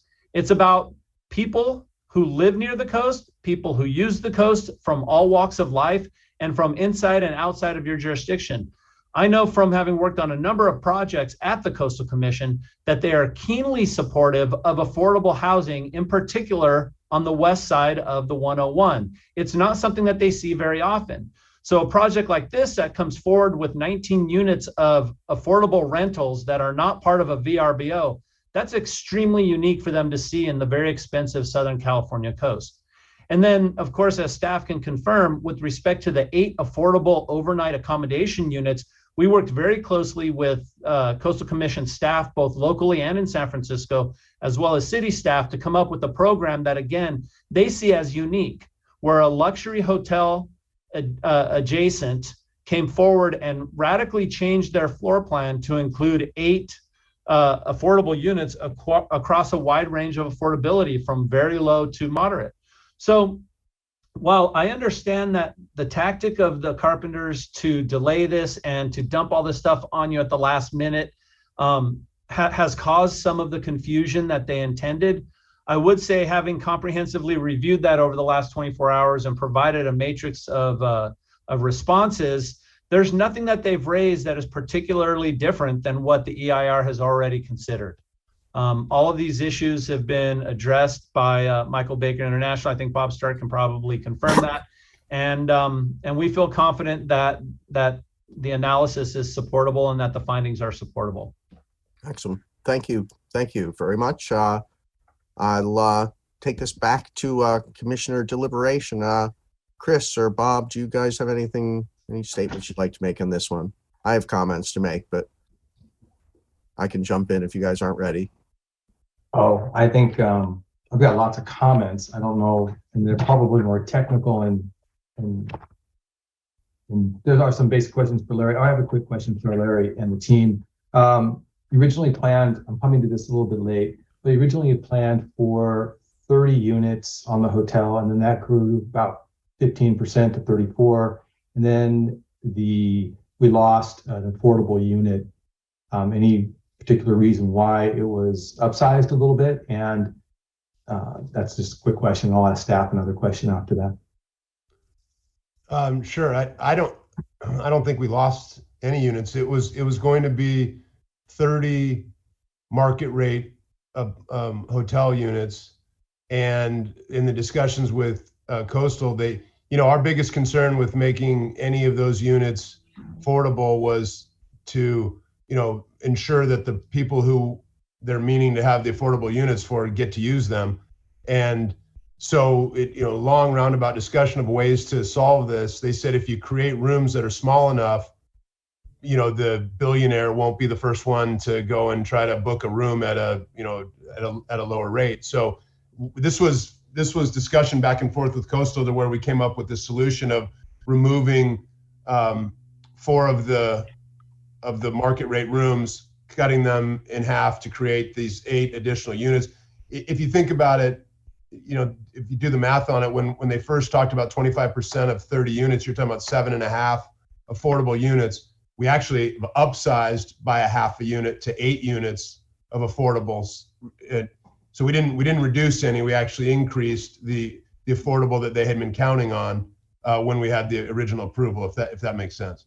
So it sounds like the envelope is the same square footage. You just made the units smaller to get to the 34 units. Okay, so I'm sorry. So that's it. The building didn't get bigger to add the 4 additional units from 30 to 34. You just made some of the units smaller to accommodate your conversation with Coastal Commission to come up with the 8 affordable units. That's right. So the building didn't get big. Okay.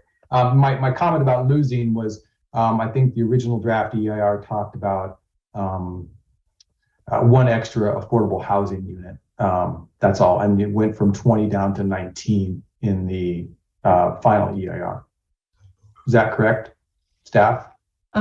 We believe that you may have been reading the 20% affordable.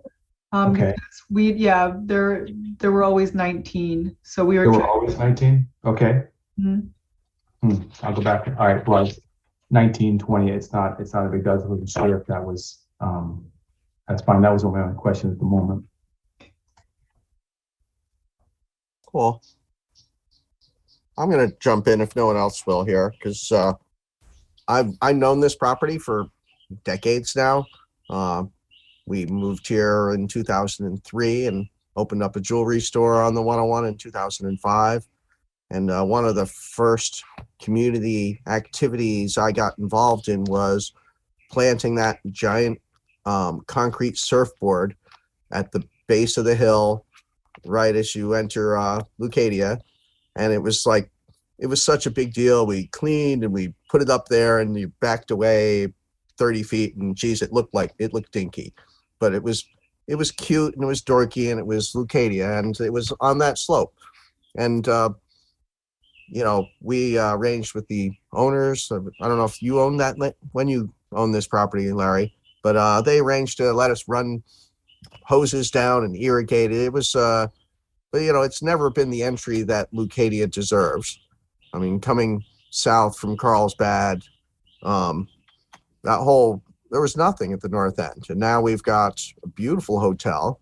And honestly, a lot of the public comments talked about the construction and how well orchestrated everything was. I mean, there was a lot of cars there, but the community support in this project has been just overwhelming, and not just people from elsewhere around the community who might want to use this. The Sea Bluff people who live right next door to this thing.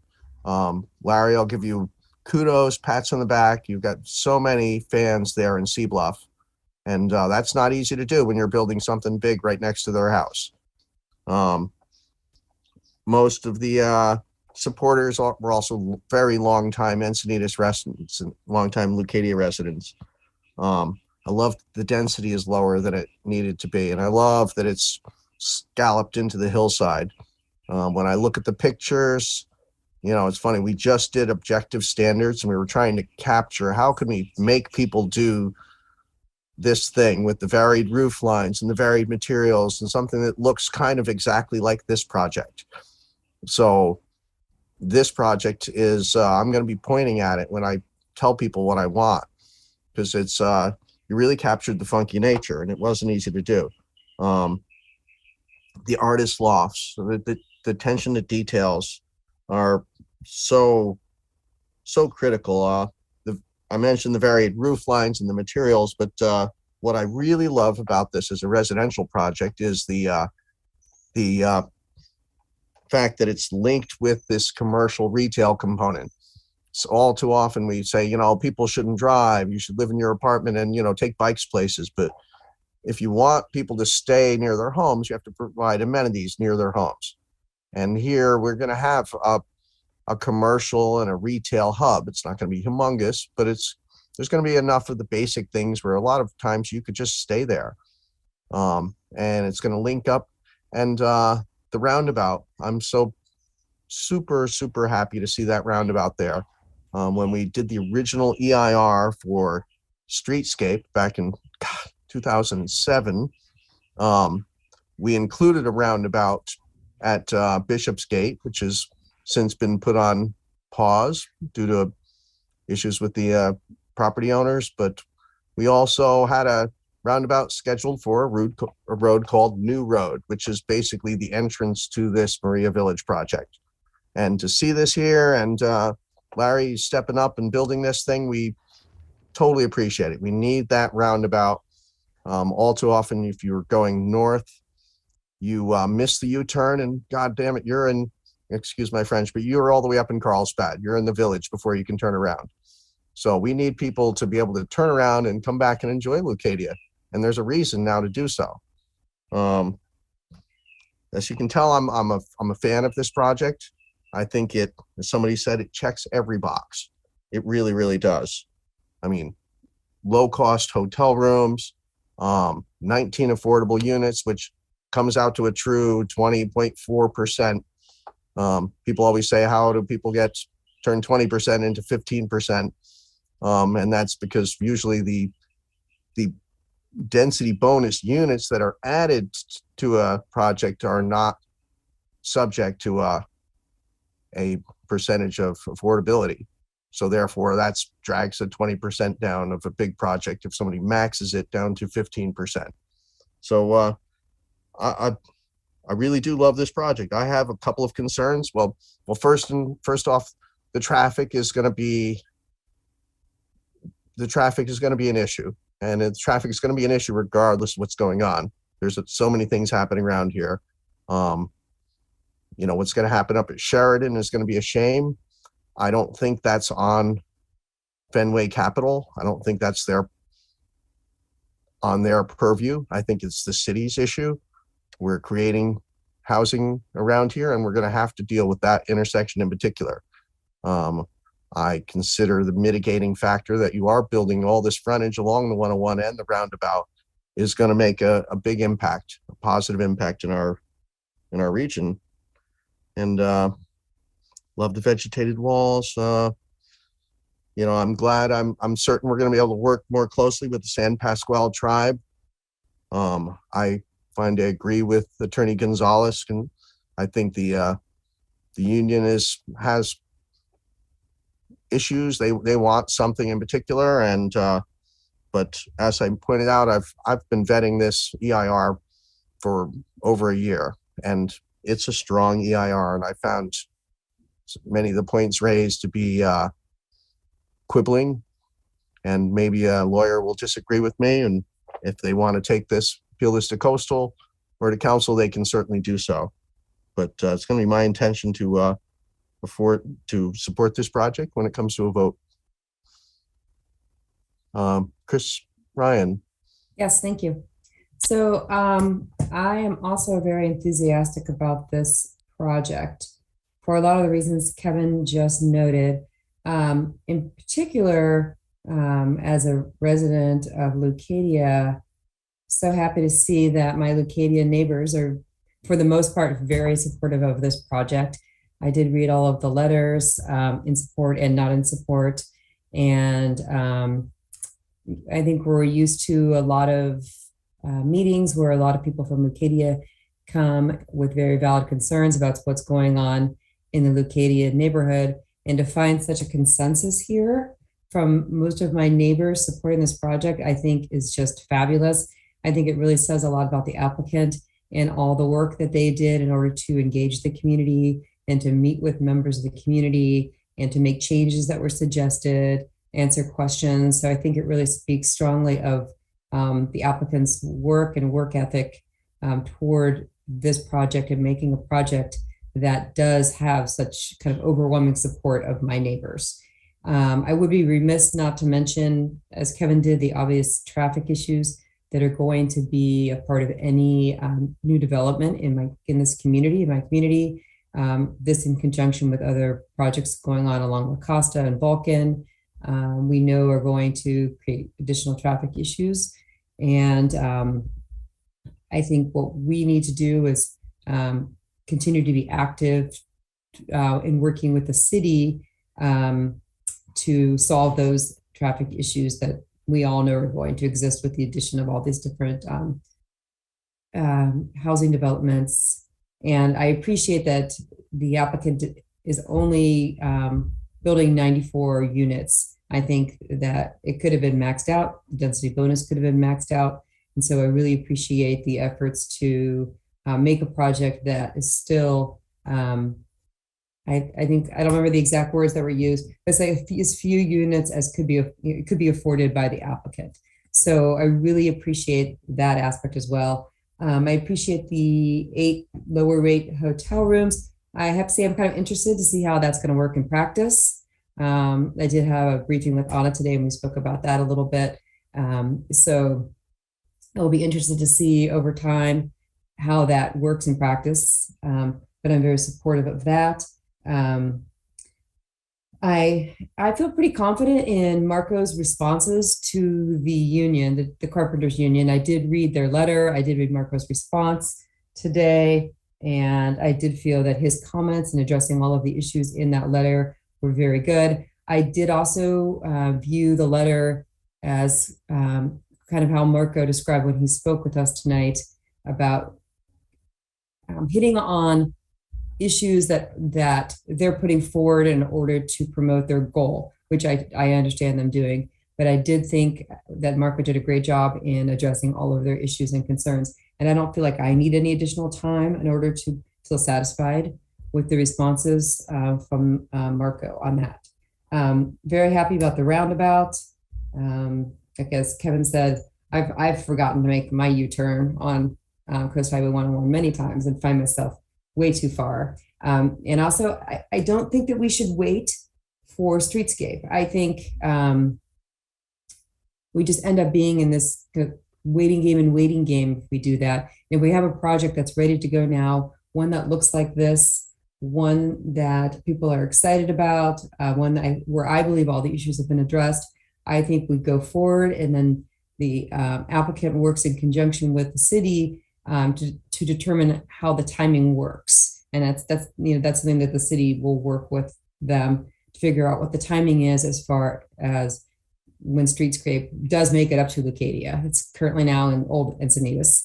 So when it makes its way to Leucadia, I know that they can work in conjunction with the city to for the timing. I'm also confident that the applicant will work with the different Indian tribes that want to be a part of anything that's going on at the site. I feel confident they will honor their word, that they will work with them. And I would hope that we, or the city council and the city, would hear if there were any problems with that. I feel confident we would hear back. Let me see if I have anything else.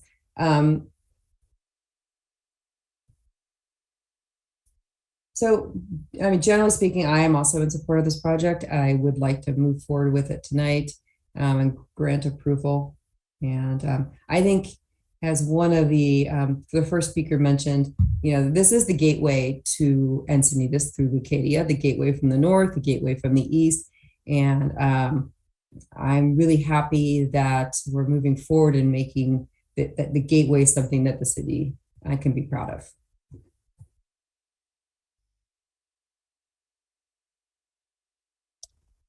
Thank you, Chris. Anyone else or commissioners have comments to make? Raise my hand here. You can just talk. Okay. Sometimes I urge us to just unmute ourselves because I appreciate that. Larry and team, wonderful project. What great foresight. You took a lot of time and energy into designing what I think is a very thoughtful project. The fact you got so much of the community engaged, and based on the volume of emails supporting your project and against those who objected to the project, is amazing. I mean, I think it was almost 10-1 over the last couple of years. That's pretty impressive, no matter where you are in Southern California. I think there's other sites in the city that was probably 10-1 the other direction that this commission probably dealt with very recently. So very, very impressed by that. And clearly that shows your heart and your soul and your team and Steve's team to come in here and really capture the community. I appreciate the fact that the traffic circle is, per the resolution that staff redrafted tonight, would be in early. I come from the traffic commission, as you know, so I have a soft spot on some of these traffic issues, and clearly the LOS to Sheridan going to an F is going to happen. And the fact that there's a couple of officeable buildings here and probably 15 people on this site, anything that you do on this site is going to probably impact the community around it. In Vulcan, we put a traffic stop there just to allow people to cross the street. I'm not sure if that was well received by everybody, but we needed to do something from a safety standpoint. And you're right, the city needs to deal with Sheridan.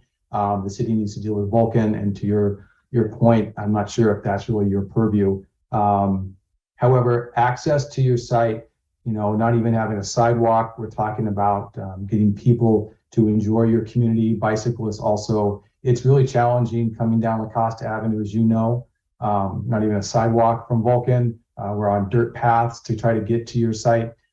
So, any communications with the city or thoughts that you and your team might have to try to make it safe for everybody to even get to enjoy your project, your hotel, is important.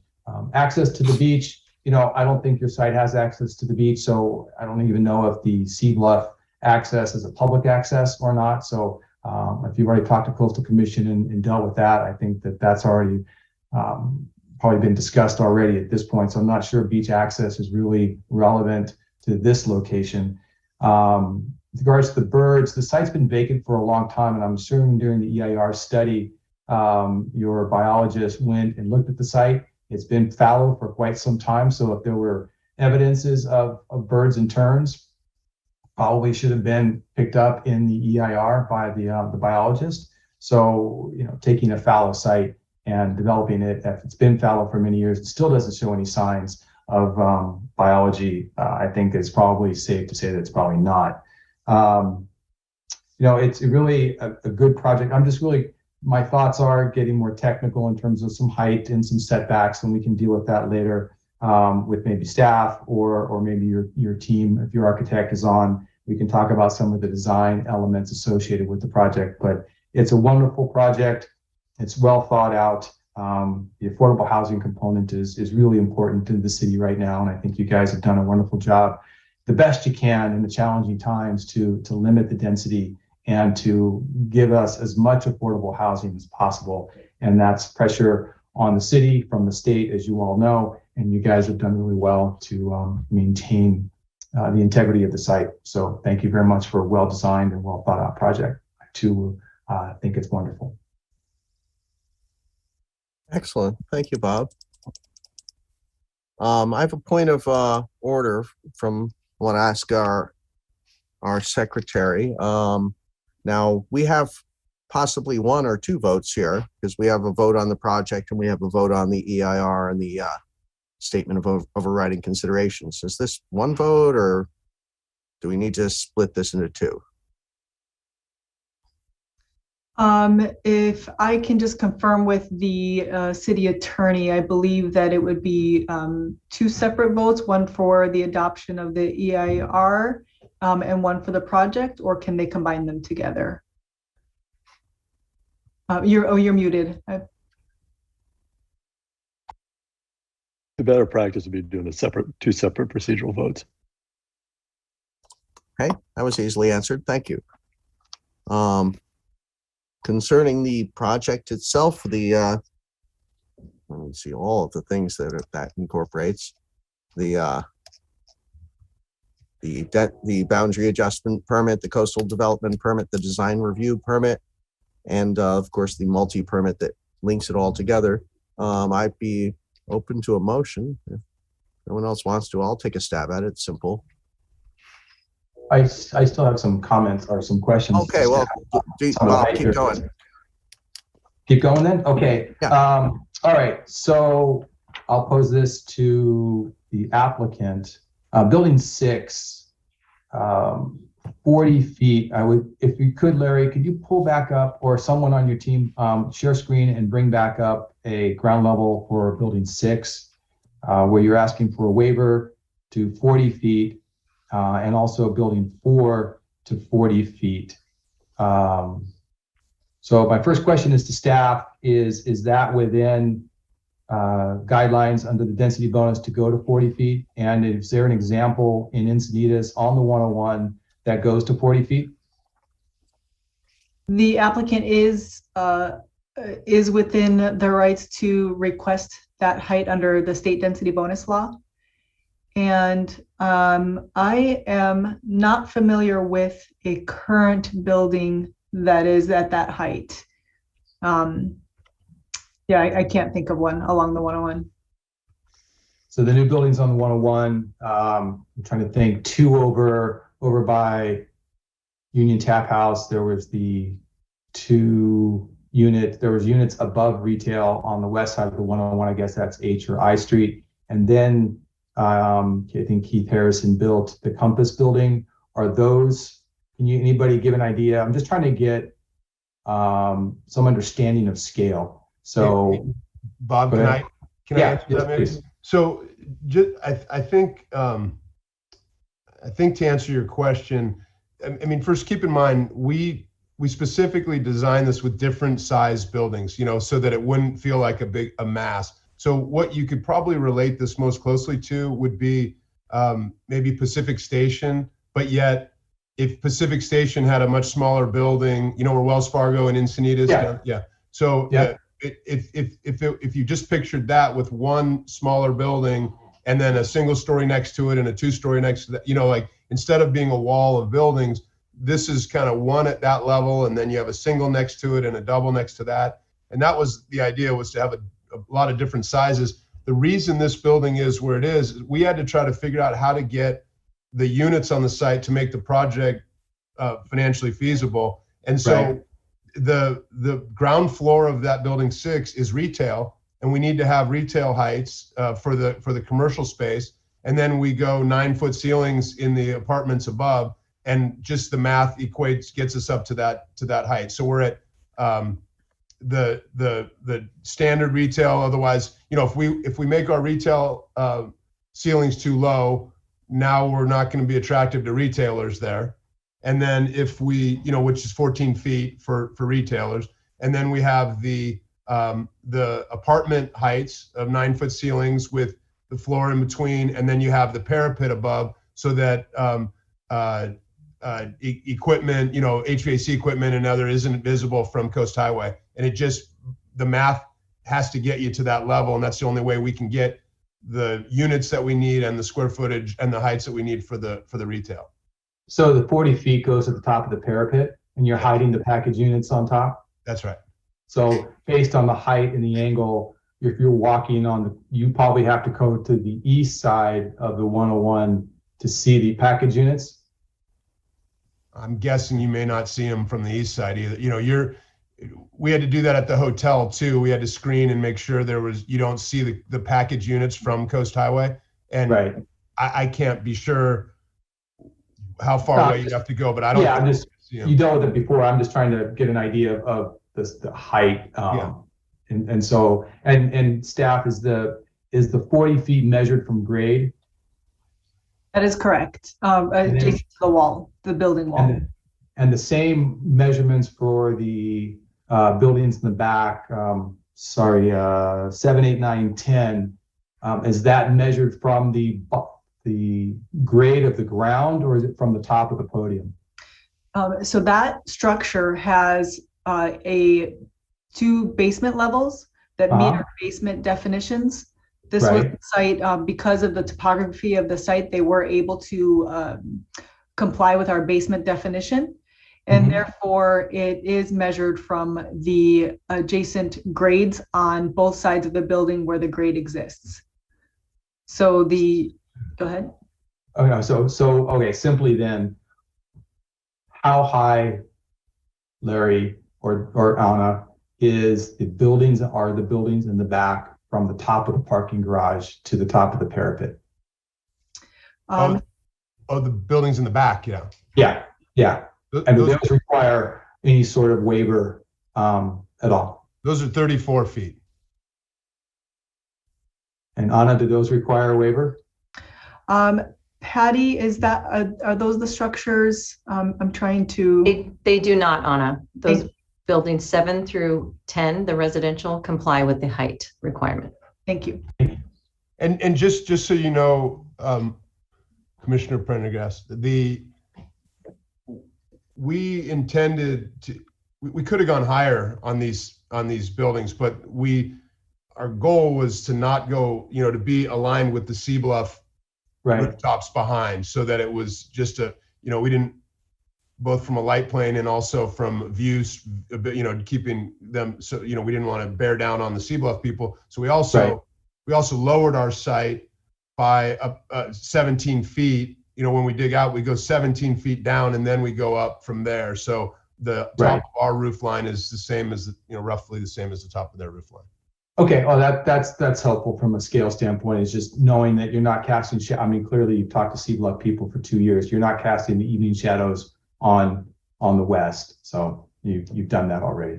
And keep in mind, our parapets are intended so that they also aren't looking at our package units on the roof either.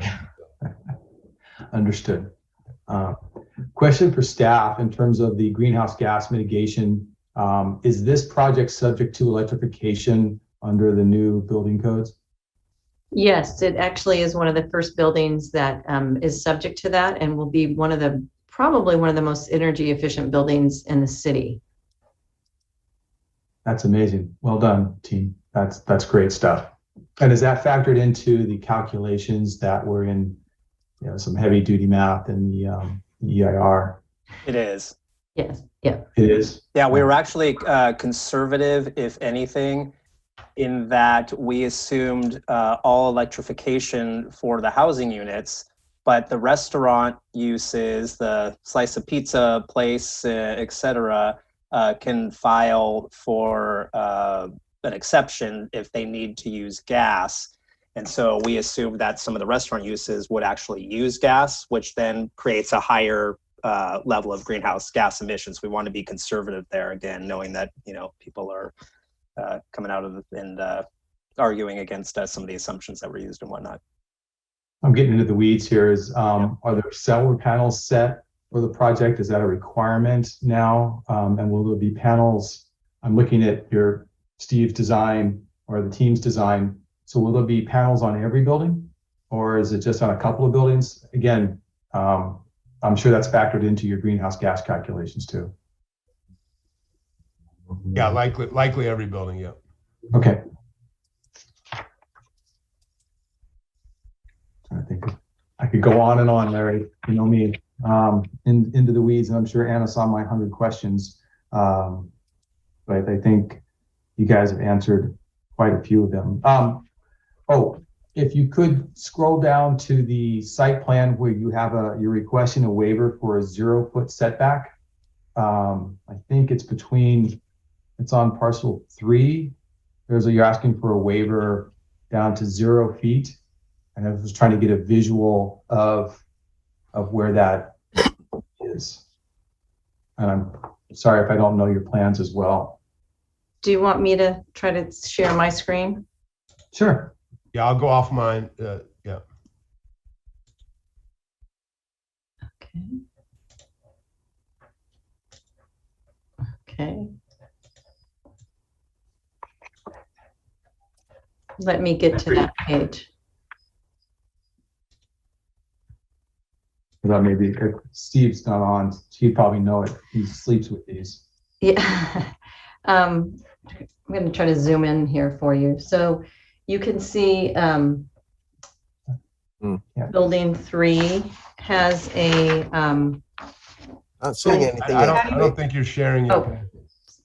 Okay, hold on, let me share. Can you see it now? Yeah.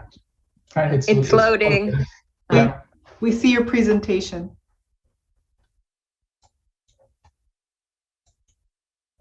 Is it over there on the right-hand side between building? I can't read that number. Yeah, so building 2 Yeah. is requiring a setback, and then building 3 and building 5. And I just want to point out that the specific plan actually in the general site planning recommendations and street orientation, it actually encourages placing buildings immediately adjacent to the sidewalk to promote visibility and pedestrian orientation, to really having the buildings or architecture facing the street, so that you create that pedestrian scale and orientation. So that's why the specific plan has provision to reduce front yard and side yard setbacks. But the massing allows the units to be really right up on the sidewalk, right? So that's the objective of the general plan, and the architect and the applicant has done that because that's what the city wants. So the city wants it right up there against the sidewalk. It is consistent with the recommendations of the North Coast Highway 101 specific plan. Okay, well then. Bob, one other thing I'd add to that, and we kind of like this, is the width of the streetscape sidewalk is very wide, much wider than like you'd see at the Pacific Station, where maybe that's 8 feet or whatever. I don't even know, right. But this is 15 feet. And so you still are further off the street, but yet it's more of a pedestrian pathway, and it feels better as you drive by it, but it is up against the sidewalk, which is further away from the street. I'm almost done. Building 3, is the chimney a design element?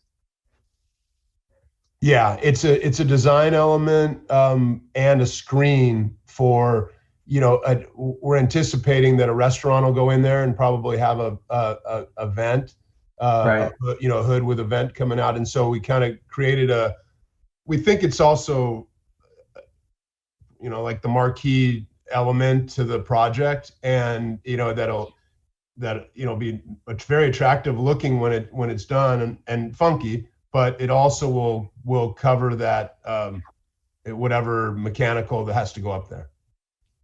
Yeah, okay. Thank you. Question I have for staff on page 23 of the EIR, it talks about the proposed traffic impacts are required to make a payment of the fair share of traffic impact fees. How are these fees determined? And are these fees applied directly to the impacted area? Or do they go into a general fund that is allocated by City Council? Anna, did you want to answer that question? I believe that traffic is is on there and how typical fair share just in general occurs and where the money goes. Abe, are you there just logistically, like how fair shares work in general? Correct, I'm here.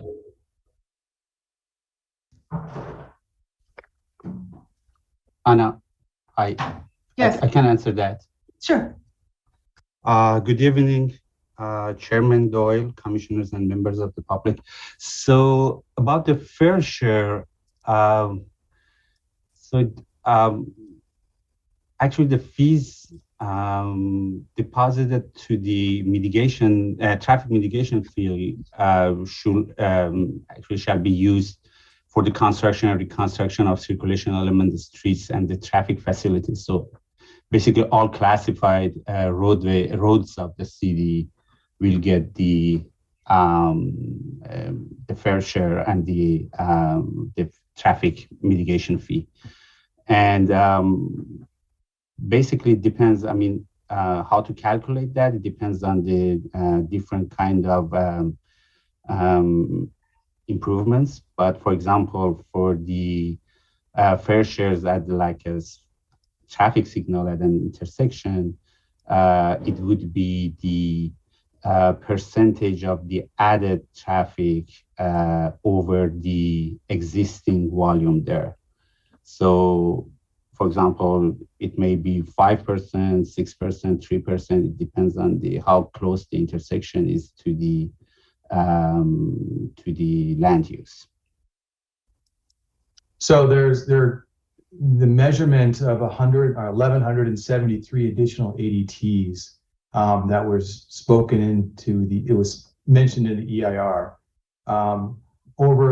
So to your point, is that a 5% increase in traffic? Is that a 15% increase? There's no reference to the percentage increase, at least that I saw in the EIR or the traffic study, that mentioned the relative impact. It mentions the amount of ADTs, but doesn't give us a relative percentage increase. And thus, if you're measuring 5 or 10% to measure the traffic impact fees, and is that, so I don't know what the baseline is, and I don't know what the 1173 does. I understand there's going to be impacts, and I get it, and I'm fine with that, but I want to make sure that the commissions and the public knows that there will be a conversation between the developers and the traffic engineering department, or is it the city council? Is there a project development agreement that goes in place that identifies these fees so that people know that the development is contributing to the unmitigatable impacts of the traffic?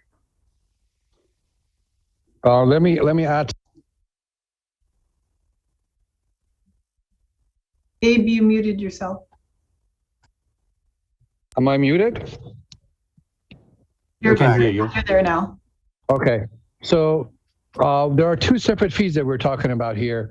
One fee is the traffic impact fee, that is a fixed number, and every developer pays for it, and it's irrelevant to the traffic impacts of the project. That's what TIF is, and it goes as Pedram Radar Muni Code. Many cities, when they get the TIF money, they contribute that, usually bigger cities, they contribute that to the vicinity of the project, to the area of the impact, to make sure the money that's contributed is not spent somewhere 50 miles away. In our city, many small cities like us, their Muni Code authorizes the city to spend the TIF money all over the city, but on circulation element road, on classified roads.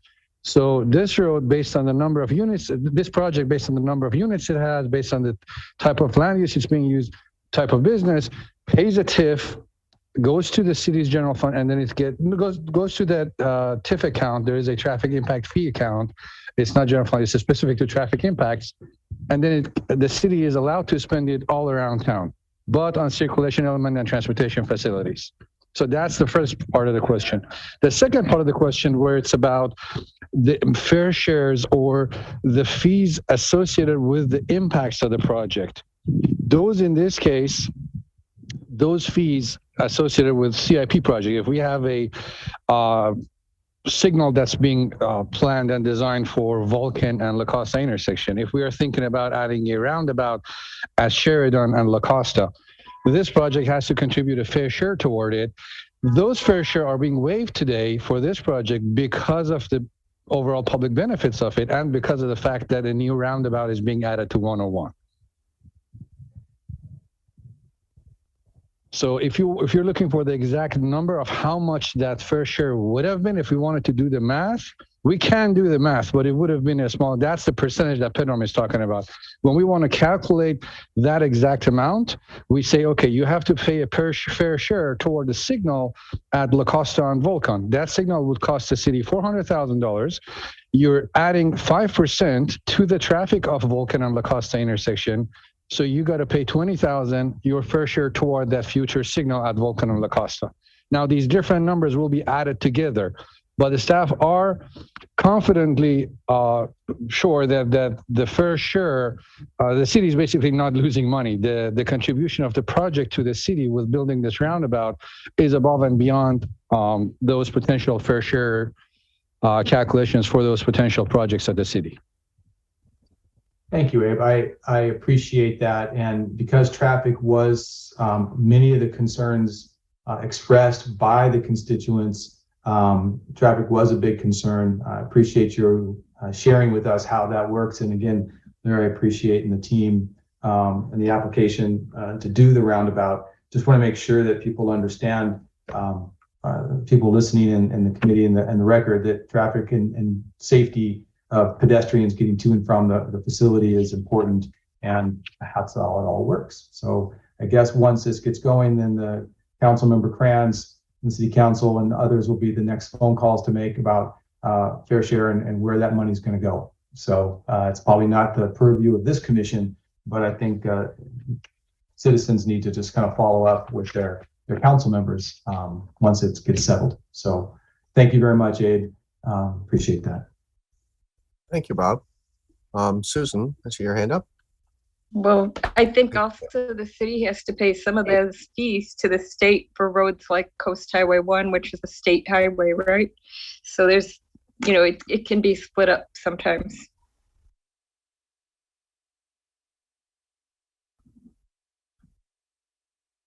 Does anyone else have anything they want to dig into? I don't mind getting into the weeds. Thank you for that, Bob. It's like I spend a lot of time there. I think that's what we're asked to do. And again, such a good project. They're very happy to talk about some of the things that they've done to make this efficient. Oh, I know one. One more. Larry, you talked about loft storage requirements, and there's only 200 square feet of storage in the parking garage. Is there going to be loft storage in the units themselves? And does that affect the ability to have to go higher or make the units bigger? I don't remember talking about it. Maybe that was in the staff report, but there will be a ton of lockers for storage in the garage areas for tenants. Yeah, I didn't write the page number down. It was somewhere past page like 27 of the staff report. So I apologize. That's something that you probably didn't have to read, but no worries. But we do meet the requirement for it. Correct. A question for staff, just as in retrospect, there was a question in the under the noise report or the noise component of the EIR.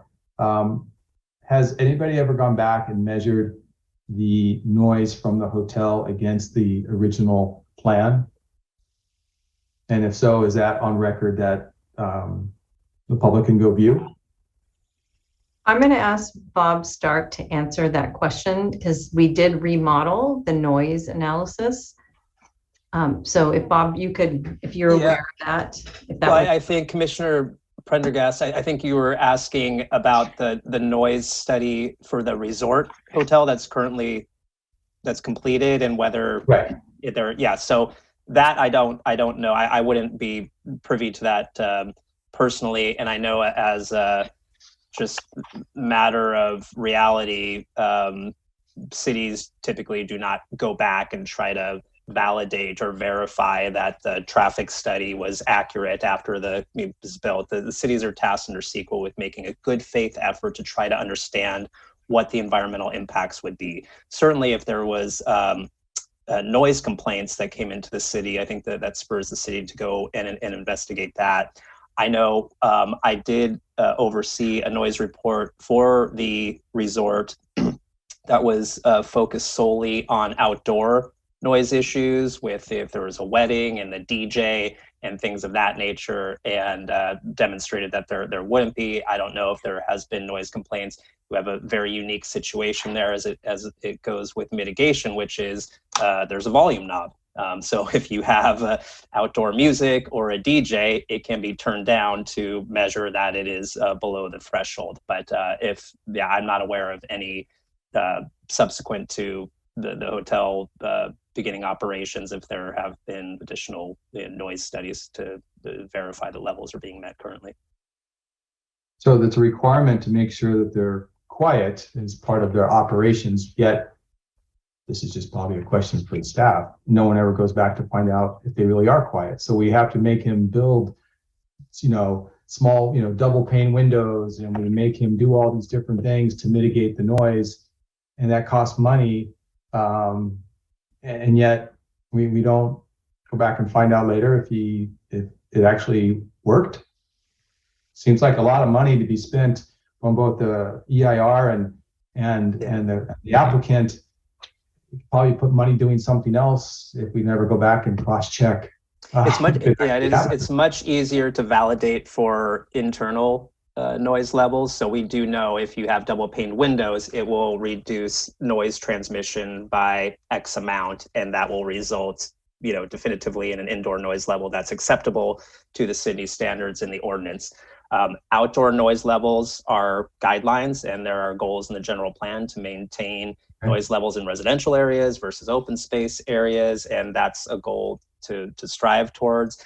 But when you get into studying that, you've got any number of external noise sources, right? From the trains, recreation on the beach, commercial uses, Coast Highway 101. So it would be really hard in a dynamic, evolving, changing environment. What is the cause of a noise issue here? So, but with each successive environmental impact report, there are new noise measurements that are taken, and we can, reconcile what is reality versus projections. So there's a way to kind of validate that. It's just not done in an official type of report to go back and check, did this. Now, if there was a mitigation measure that says during construction, you must maintain this noise level, that's got teeth. That's a legal requirement, and so that's when we would have folks out on site with noise meters. Excuse me. I believe what it is if a member of the public files a complaint, then they go and measure at that point. So, and we assume it's working. We assume it's working based on the initial testing, unless there. Yeah, our code enforcement is reactive as opposed to proactive. So we don't go out hunting for things wrong. We wait until someone complains, and then we go check it out. It helps us be better neighbors. Understood. Thank you. Thanks. Susan, you still have your hand up? I don't know if you that's okay. Oh, sorry. You don't need to apologize.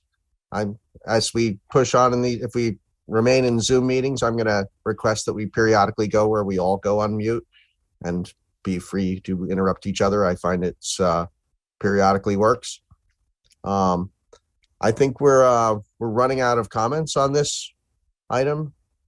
If no one else is up for it, I would like to make a motion that we approve this project as per staff recommendation with the addition of the two items that were mentioned in the memo, item 8 and condition SCB 1.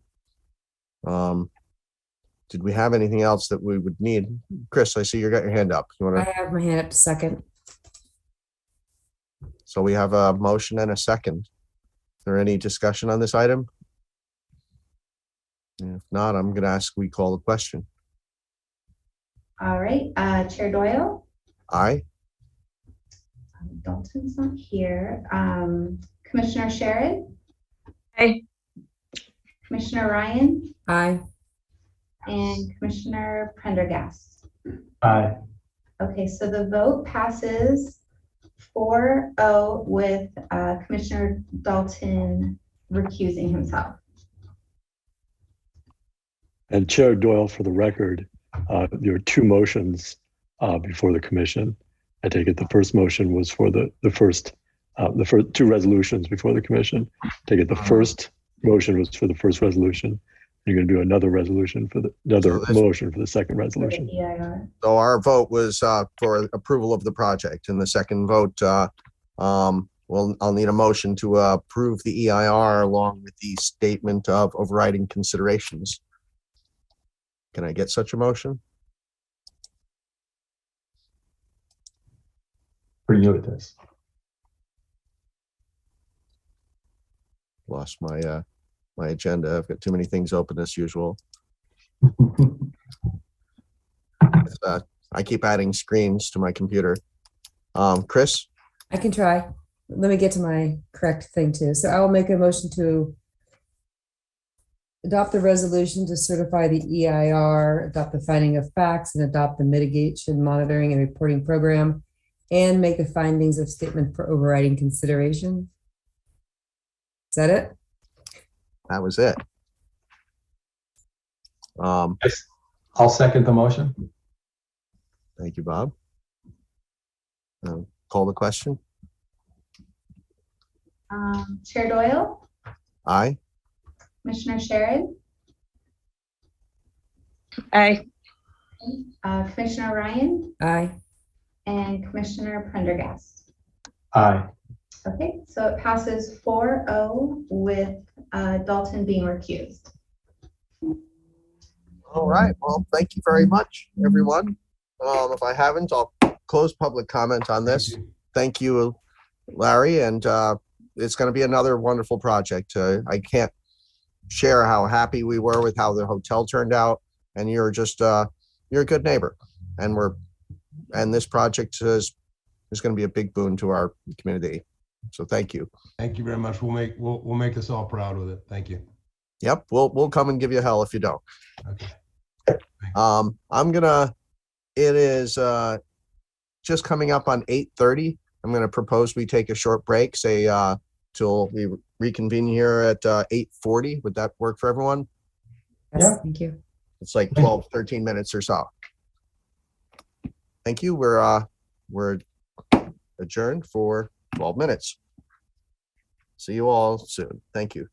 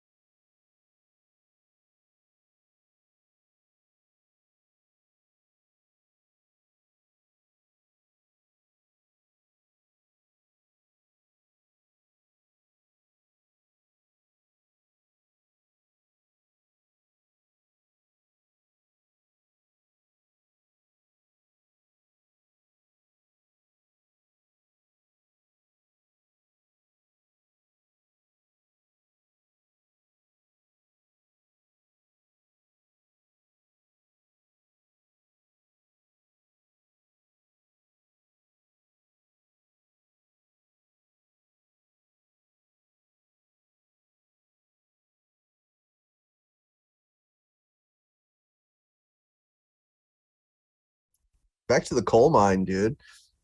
Yeah, the drawing's done yet? I don't want you to even joke about that with Larry. Yeah. CDs. Right. So what do you think of my new everyone. background? I was going to say, it looks awfully official with the city logo.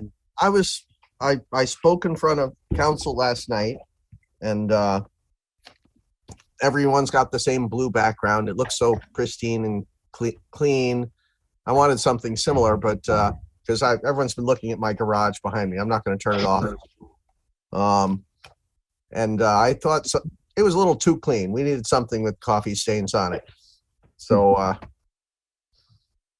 if anyone's interested, I'll hack up ones for you guys in case we ever want to look really official.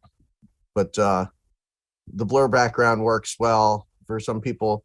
For me, it's kind of weird. It won't do my hair. At least you have hair.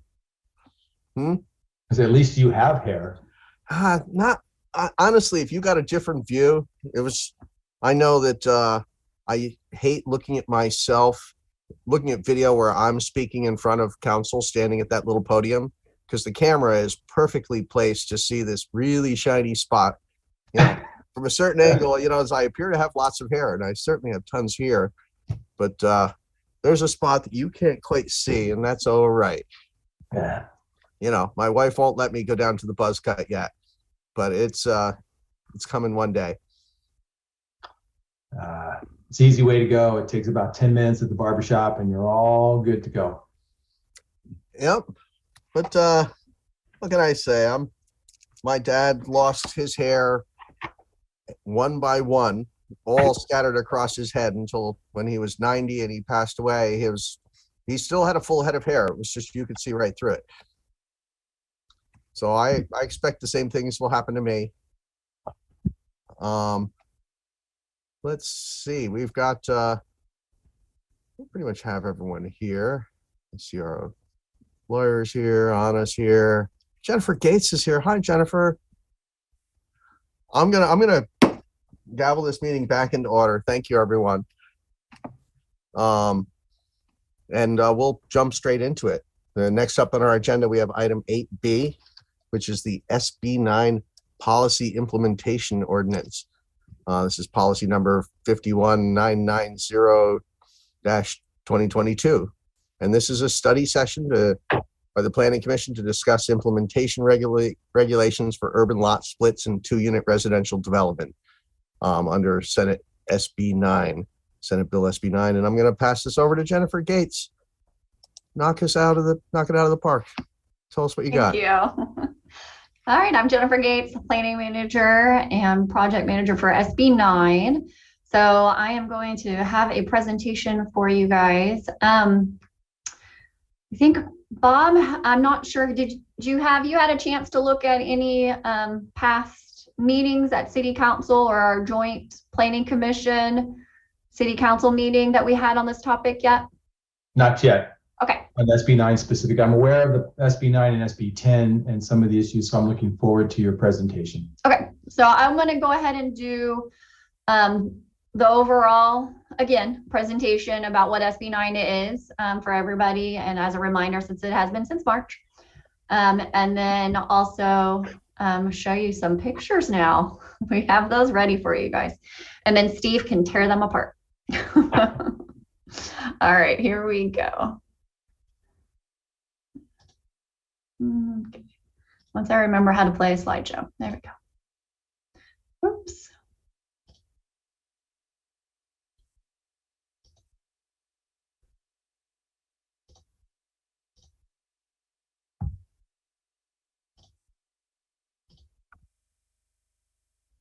All right, everybody see the correct screen? All right, sounds good. All right, so tonight we're going to talk about SB 9, housing developments. There is no proposed ordinance tonight. Tonight we're just going to talk about it some more, show some images. That was one of the questions that came up from the last meeting that we had with the joint session with City Council. And so we can go over some of those that will kind of help gear us towards creating an ordinance for our next meeting. So here we go with the background. So to just start out with, SB 9 was approved last year and became effective January 1st of this year. And it does multiple things. One is it creates 2-unit developments within single-family zones under certain qualifications. It also allows for urban lot splits within single-family zones. So that's splitting one lot into 2. And then it also modifies some timing of map extensions and expirations. So in November 17th to 2021, staff presented to City Council on an informational presentation about SB 9 and SB 10. On December 15th, we passed an urgency ordinance that was adopted by City Council that set some more definitions around SB 9, and we're going to talk a little bit about that, and then also some development standards that we didn't already have in place to help clarify what the law was saying and how we would implement it. So in January 26th, we extended that through December 15th of 2022. And then on March 9th, we had a joint City Council and Planning Commission study session. So in relation to other laws, specifically SB 9 states that CEQA will not apply. Our California Environmental Quality Act does not apply to duplex approvals or the urban lot split approval. It also doesn't apply to any ordinances that implement any provisions related to the lot split or the duplexes.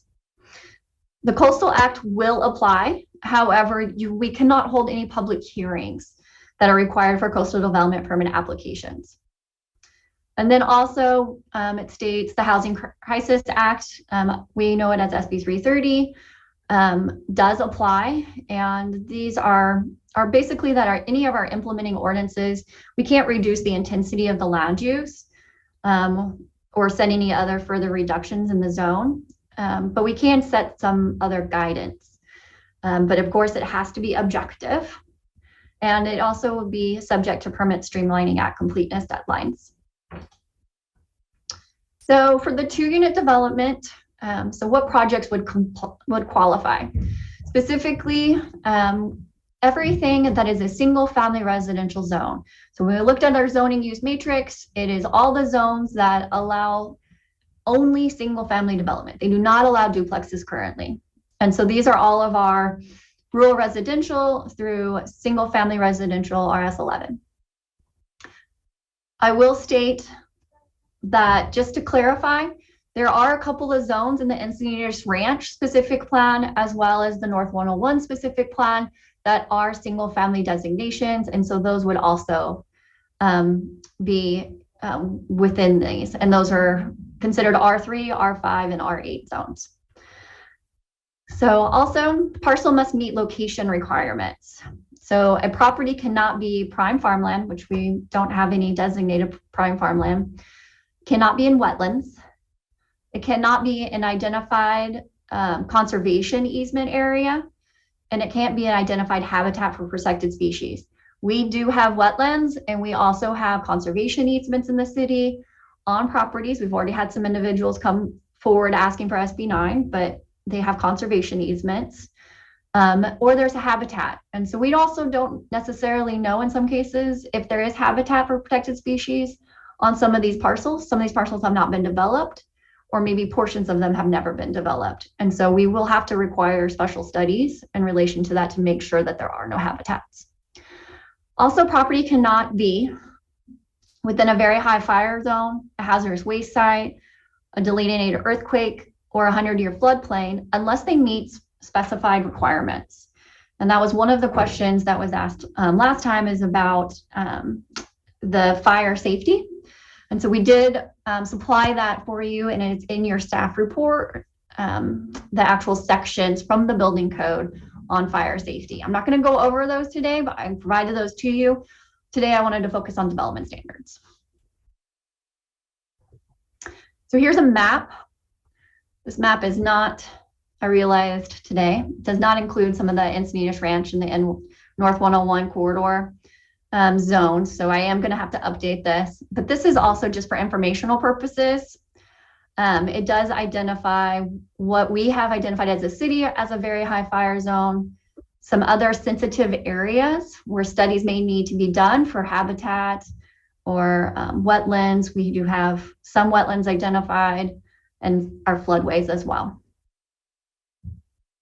As you know, you can drive around the city too. Majority of our city is a single family residential developments. And then in some cases, some of the older development, there are duplexes and things within our city and condos, but for the most part, our zones are single family. So in addition, what other projects would not qualify? If the site is a historic landmark, the project cannot alter or demolish any deed-restricted affordable housing, any rent-controlled housing, housing that has invoked the Ellis Act, which is going from a rental product into another product under the Ellis Act, and then housing occupied by a tenant in the last 3 years. And the idea behind this is that the state probably doesn't want people to be pushed out of their homes in order to redevelop. And so they're also saying that you can't demolish more than 25% of the exterior walls unless the city allows otherwise, and the site has not been occupied by a tenant in the last 3 years. So basically owner-occupied parcels, or you can have a tenant on your parcel, but then that actual unit that they're living in would not be touched or altered, but you could still do an urban lot split and you can add a unit, but you can't demolish that house. So for an urban lot split, in addition to the other items that we talked about, the lot split has to result in approximately equal size lots, which is a 60-40 split max. So each side has to be at least 1,200 square feet. The lot split was not established through a prior SB 9 lot split, so I can't split and then resplit my lot again. So it will be a deed restriction. And then neither the owner nor any person acting in concert with the owner that has previously subdivided an adjacent parcel through an SB 9 lot split. So I can't own two parcels next to each other and split them both.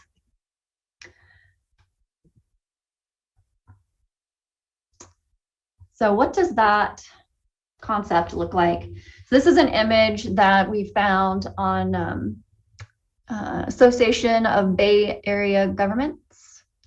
So ABAG, they have a nice handout for local governments to talk about SB 9. And this is just an example that they had provided showing what the different components would be: vacant lot, additional units, no lot split, things like that. We added, because currently in our ordinance, we do allow +2 ADUs or JADUs if it fits within our development standards when we do have lot splits. So I did want to clarify that. We've added that little portion at the bottom.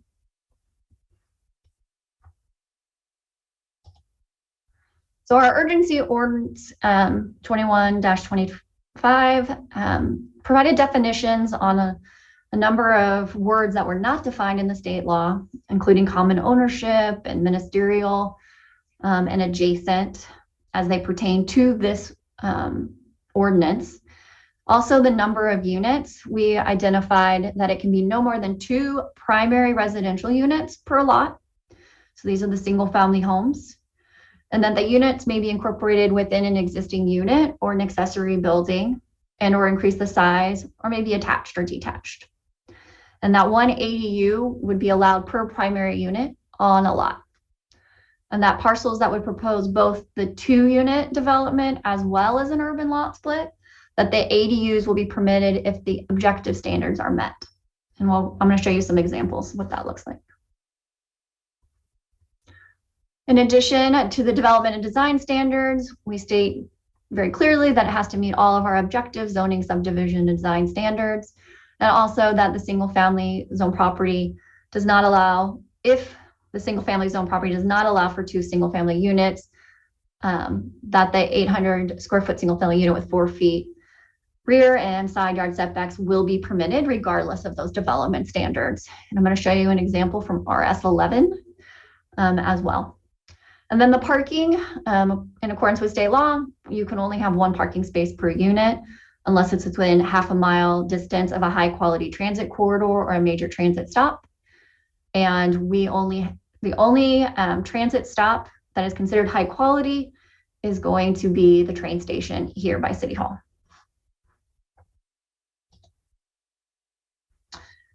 So also provided in your packet, so that you can see it, are all the zone requirements for all the different zones from RR through RS11. So that was provided in your packet, and this is kind of a highlight of those. Talks about the density, and this is all what's in our zoning code. The net lot area, lot width. So we took this information and we identified a lot scenario in RR1 as well as RS11. So kind of the 1 acre lot all the way to the smallest lot. We also considered the panhandle aspect of a flag lot potential when we do an urban lot split. We looked at existing side yards, rear yards, and then lot coverage. And as you'll notice, there is a floor area ratio. However, it's only for R5 and above.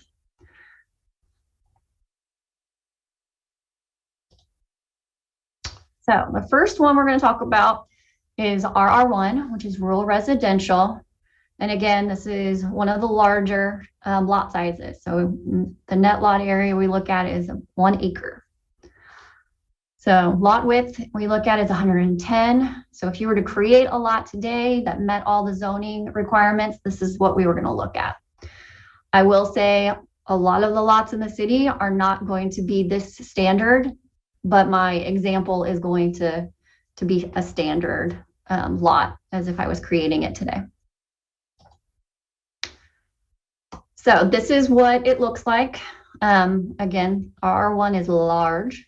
So the lot size that you're looking at right now is 45,000 square feet. 35% lot coverage of this size lot is around 15,000, almost 16,000 square feet.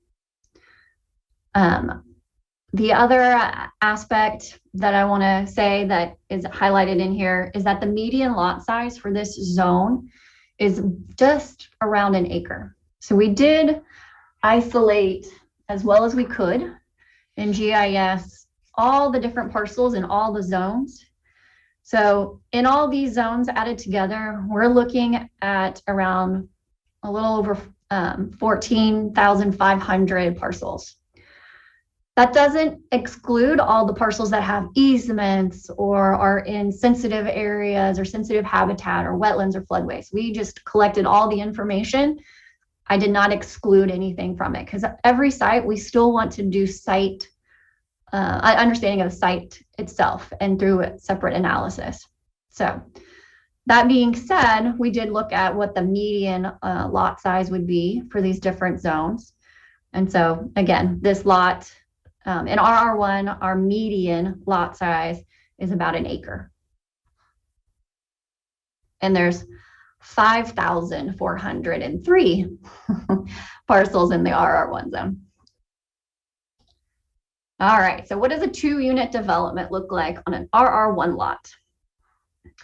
So again, our lot coverage is limited 35%, which is about 16,000 square feet. So we're going to take into account what we identified before is a front setback, a rear setback, the sides, and then we've added here, just for illustrative purposes, 2 homes, 2 single-family homes with the driveway, and then also 2 ADUs, just randomly placed. What you're seeing in the hatch right here is the difference between the side that is identified in SB9. So I also wanted to make sure everybody understood. SB9 also, HCD came out with guidance. It was in your staff report, the actual HCD guidance, that 4-foot side and rear setback is the setback. You can only go less. You can't require more under the 2-unit development or the urban lot split. So everything that's hatched is the difference between a 4-foot and like the 15-foot side yard setback. And you'll see this because when we've identified in our objective design standards is that if the building is within that setback area between 15 and 4 foot, so right here, you can see, oops, sorry, right here, that area needs to be maintained at the 16-foot height. So RR1, the height limit is 26 feet, but in this area, it would be limited to 16. Okay, I see some nodding heads. Okay, great. So this is what that would look like. And we did try to look at maximizing, in some cases, the square footage for lot coverage for our understanding. And again, there's no FAR in this zone. So this was what a 2-unit development with an urban lot split at 60/40 would look like. So again, the lot coverage is 35%. We're going to apply it to both lots. So the larger lot at the 60 is going to be about 9,000, and then at 18 it's about 6. So this here in the front is your 18,000 square foot lot. If you can see it right here, we've created a panhandle lot, so there's a property line here. So this 2 ADUs and these 2 buildings actually maximizes the lot coverage on the site. For this larger lot, it's the same size homes and ADUs that are on the back of the lot, but the lot is not maximized. So we did use our city's standards for determining front yard setback, and then the 4-foot. And again, within the hatched area means that it would need to maintain a 16-foot height. And this is just for, again, purposes for explaining how that works. There are no requirements for separation between buildings except what's required in the building code. So I know I had brought it up before, so I just wanted to reiterate that.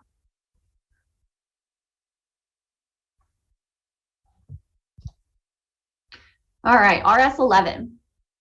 So this is residential single family 11. We do have R11, but R11 allows for 2-unit development. Bob, did you have a question about what I was showing? Yeah, so I guess the quick answer, if you could go back 1 slide. So we went from 1 house to 7 to 8 houses. So okay. We ended up, okay, so 7 times density is what we're going to see potentially across 5,300 lots in the city. Density, yes. Square footage. Square footage, I'm just talking about, we've gone from 1 house to 7 to 8 houses. So we've increased basically 7 times. So if you took 5,300 lots across the city, multiply that by 7, we've just added a lot. Mm-hmm. Okay, thank you. Just making sure I was understood. Thank you. Yep. So this is RS11. So in RS11, we have around 400 parcels. Here's the information about that. So again, 4,000 square feet is about the net lot area here versus an acre, which is what we just looked at. Here we have setbacks of 5 feet. And then we also have a front yard setback. Where'd it go? Front yard setback of 20 feet. Sorry, ignore my 202, but 20 feet and 20 feet. All right, so here is RS11 lot. So we just took a typical lot size of 4,000, keeping it simple. We are looking at 5-foot side yard setbacks. And in this zone, there is a floor area ratio. So if the lot is less than 3,950, it's considered substandard, and it would be a 0.5 FAR. If it is a standard lot, it's a 0.6 FAR. So this lot being 4,000 square feet will have a 0.6 FAR. So remember that part. I'll have a little bit more in each slide. And then it also has 40% lot coverage, which is 1,600 square feet.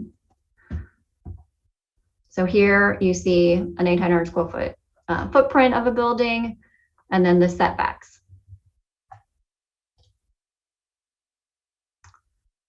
All right, so next you're seeing just a 2-unit development on that lot. So the lot coverage would be 40%, like we talked about, which is 1,600 square feet. So that is immediately the 800 square foot units that under SB 9 they get, right? This shows you your 4-foot sides that you see here in the rear and the side.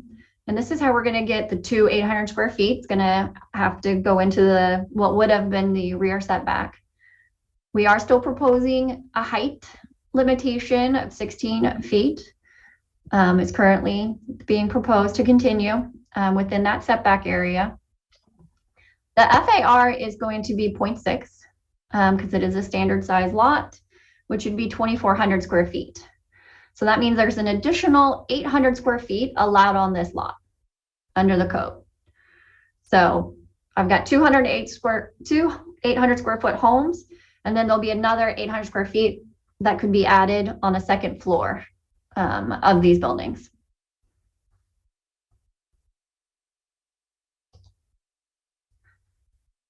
All right, 2-unit development with an urban lot split on this lot. As you can see, we did not propose a actual panhandle lot.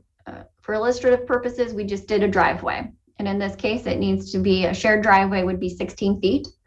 Before the panhandle, it needs to be a minimum of 20 feet. So we're just letting you guys know that. So 16 feet is a shared driveway. When you do a shared driveway, we have this fun setback for the front yard on the back lot. In this example, we're dividing the lot in half with the street being on one side. So street, new lot line. This is your front yard setback here. So this is your rear 4 feet. And again, this is showing that 800 square foot building. In the front, because there's a driveway here under our current code, it requires a side yard setback to be offset from that shared driveway. So that's another 4 foot side setback. So based on all these standards, and if I just did a 50 instead of a 60-40, but I just did a 50, the footprint of this building is limited to 400 square feet. You could still get an 800 square foot building on it because I can put a second story. So I can still get my second 800 square foot, which is what SB 9 says. You have to allow at least 800 square feet. And then the FAR, because it would be substandard, because I would apply it to each lot, would be limited to 1,000. Okay. I know this is a lot.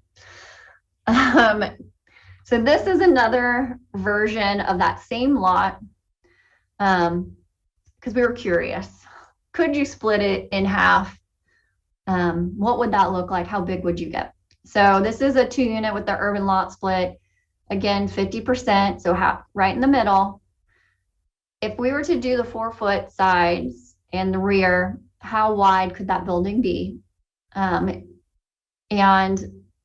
the answer is, with a 40 foot front, the answer is only 12 feet wide from outer wall to outer wall. So again, lot coverage is limited to 800 square feet. So this is what 800 square feet looks like. And then this is also the FAR being substandard. So it's going to be 0.5. So we would be limited to 1,000 square feet. And I see, Kevin, you have your hand up.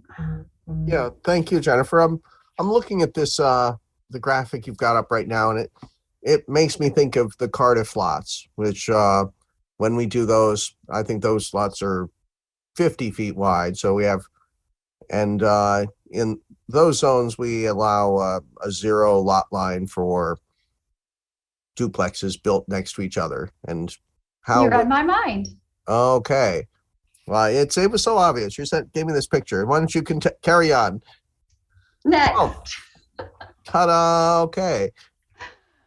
No, we do recognize that there are certain areas within the city that have a option for a 0 lot line, so an attached product with an urban, with the lot split being allowed.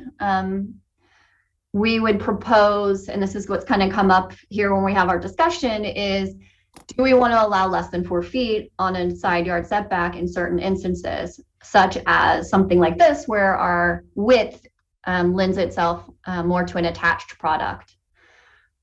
So this is the example of what we were seeing if we did a 0 lot line, still did the 4 foot side and rears as it is adjacent to the other single family lots.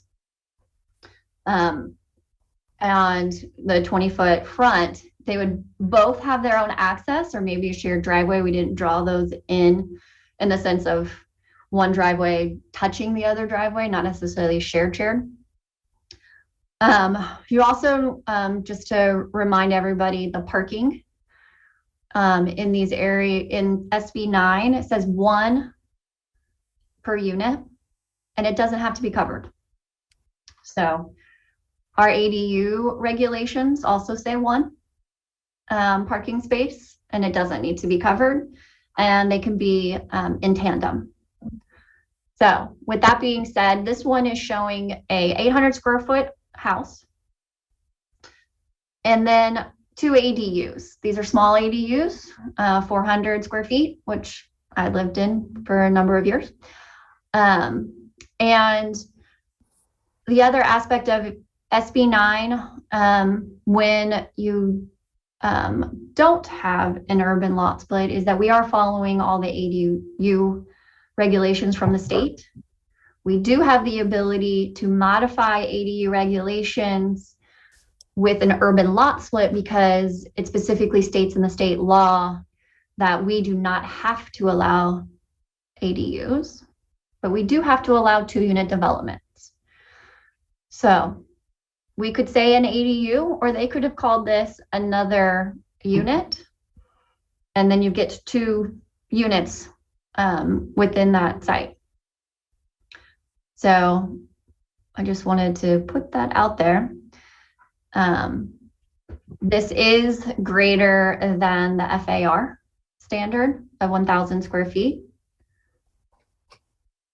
So I do want to make that a note as well. So in this case, we're saying you could, we did say that the ADUs do not count towards your lot coverage or FAR. If you're a certain size, this is what you could do. Kevin, do you still have another question? Oh, no, sorry. Okay, Bob? Take my hand down. Wasn't earlier on, wasn't there a parking obligation? So how do you park this without putting all the cars in the street? It's one. Is there a parking requirement, or I just not understand? It's 1 per unit. Okay, so in your drawing here, it can go in the front yard where the driveway is. Oh, wonderful. But I have no driveway shown. I'm not showing where a car would be, but it could be on the driveway. It doesn't need to be covered. No, I understand it doesn't need to be covered. So on this particular thing, just to make this work, you'd have to be able, you'd park 2 cars. So you'd park 2 cars up front and no grass, no yard. Right, okay. Brownstones. So some of the conversation that came up in, so we can't limit their ability to put 2 800 square foot units on each lot. So how do we do that? And how do we still meet our goals, reducing runoff, all those aspects? Because at the end of the day, we still have to allow the 2 800 square foot units.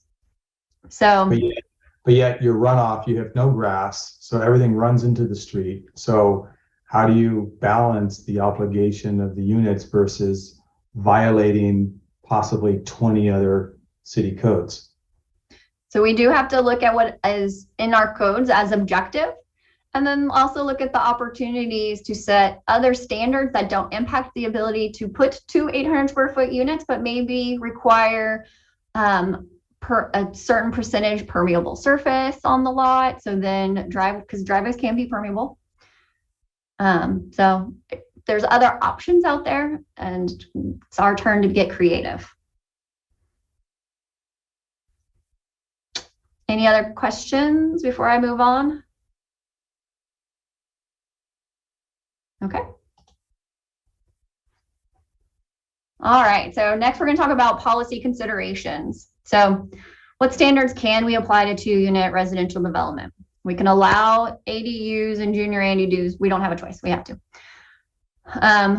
Rear and side yard setbacks are 4 feet. We can go less. And we need to require a maximum of 1 parking space, but we could say none. What standards cannot be applied? Any standards that would not allow for the development of those two 800 square foot primary units.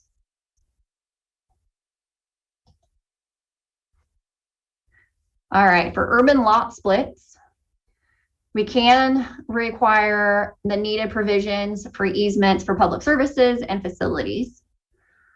We can require access to and provide access to adjoin that public right of way. So again, creating flag lots or easements for access. We can allow more than 2 units on any parcel created with an urban lot split. So again, the current ordinance identified the ability to do 2 primary units and then 1 ADU per primary unit. What standards cannot be applied? We cannot impose regulations that require right-of-way dedications or construction of offsite improvements. We can't impose any owner occupancy standards, and we can't require the correction of non-conforming zoning conditions as a condition of approval. So if that existing building on that site is proposed to remain, then it remains. It is what it is. It'll be a non-conforming condition. That'll be maintained. We cannot make them move it to meet setback requirements.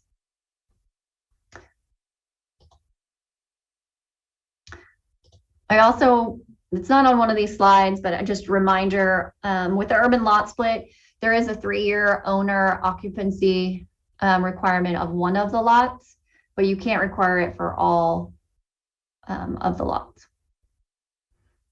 So 1 unit on one of the lots has to be owner occupied for 3 years. It is just an affidavit. It cannot be in the deed. Yes, Susan?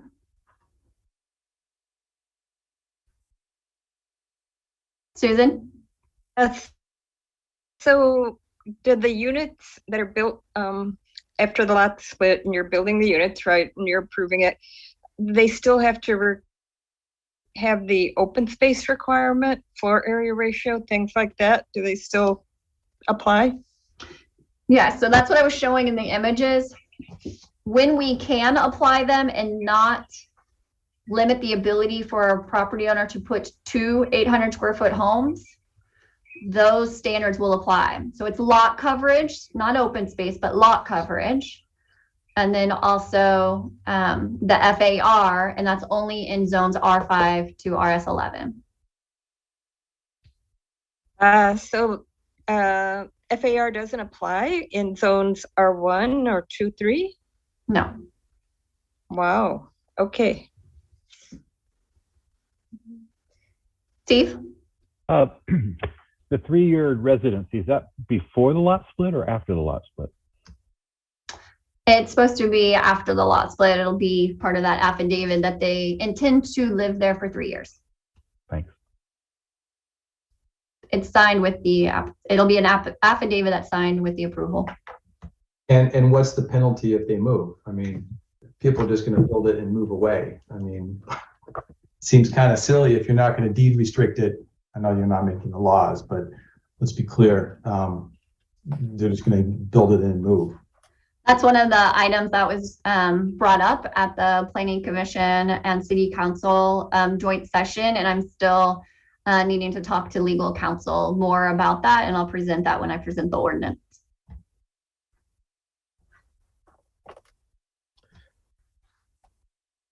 Yeah, so I'm picturing a lot of people are going to do the lot split, sell the one lot, and sit on the other lot for 3 years while they use that first money to buy a house in Arizona and wait their 3 years and then sell the other one. But they can sell, yeah, so they may own that one, but they may not maintain ownership of. The idea is really for developers to not come in and buy a bunch of lots and split them, is my impression of why that is there. Well, what's the difference? The reality is if the state wants the units, who the heck cares? I mean, they're getting the units. Isn't that what the strategic objective is? Isn't that why they wrote the ordinance the way they did, so they can get the lots? I mean, the example that you gave earlier gives us 37,000 new units in the city. So 37,000 new units just in doing the R3 or whatever example, R1 that you gave us at 7 units per lot. So that is assuming that every property owner in the RR1 wants to develop their lot in this way, right? So majority of what we're seeing are individual property owners and not developers. So the other aspect, remember, from the location is that if it's, you know, an affordable housing unit or any other kind of restrictions on affordability, or if there's a tenant in there, then you're limited on what you're going to be able to do. You're not going to be able to scrape that lot if you have a tenant right now and then do your magical project. Right now, what we're seeing mostly are property owners that are looking to split their lot and just add in one more house on that other lot to sell off and keep their own house. But the reality, Jennifer, is they can. Whether they choose not to right now, what's being set up is we've got 65,000 residents in the city of Encinitas, and just by one zone alone, there'll be 30. There could be possibly under these regulations 37,000 more units just in that one zone. There could be, yes. Okay. If, yeah, all other things being equal and it being a perfect lot and all those things, yes. Okay.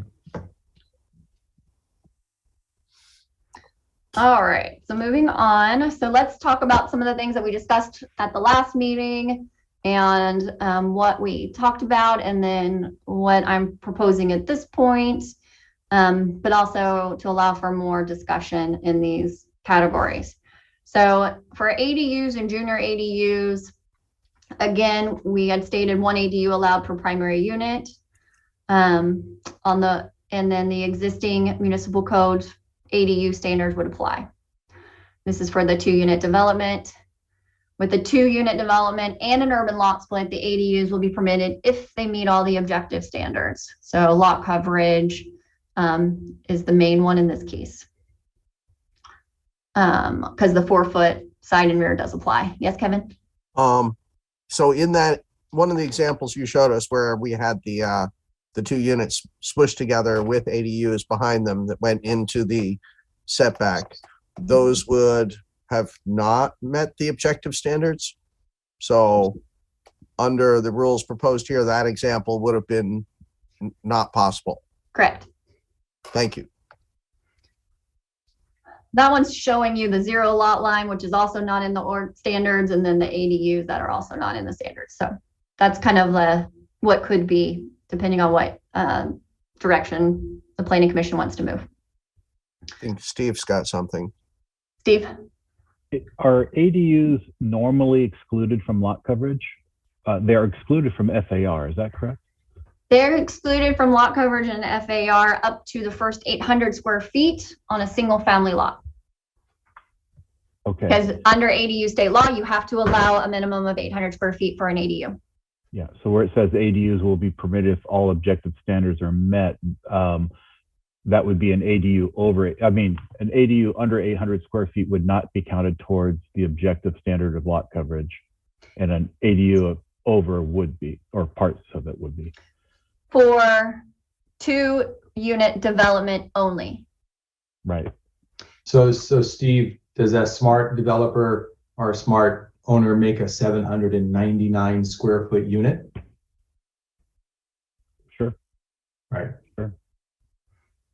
So with the urban lot split, that would be different. We would not be applying state law under ADUs. ADUs would need to meet all the standards of that SB9 lot, which would include the lot coverage as well as the 4-foot setback. Because we would not be applying the ADU law. Does that make sense? Yes. So you're saying because SB9 leaves it to the city's discretion about whether ADUs are allowed on an urban lot split, we have the choice of not permitting them if you do the lot split. Correct. But if you just come in and do not split your lot, but you put 2 primary residences on that lot, you would be allowed an ADU per primary residence. Per unit. Right. Per unit. Mm-hmm. Okay, thanks. All right, so our discussion was to limit the size of ADUs to only 800 square feet.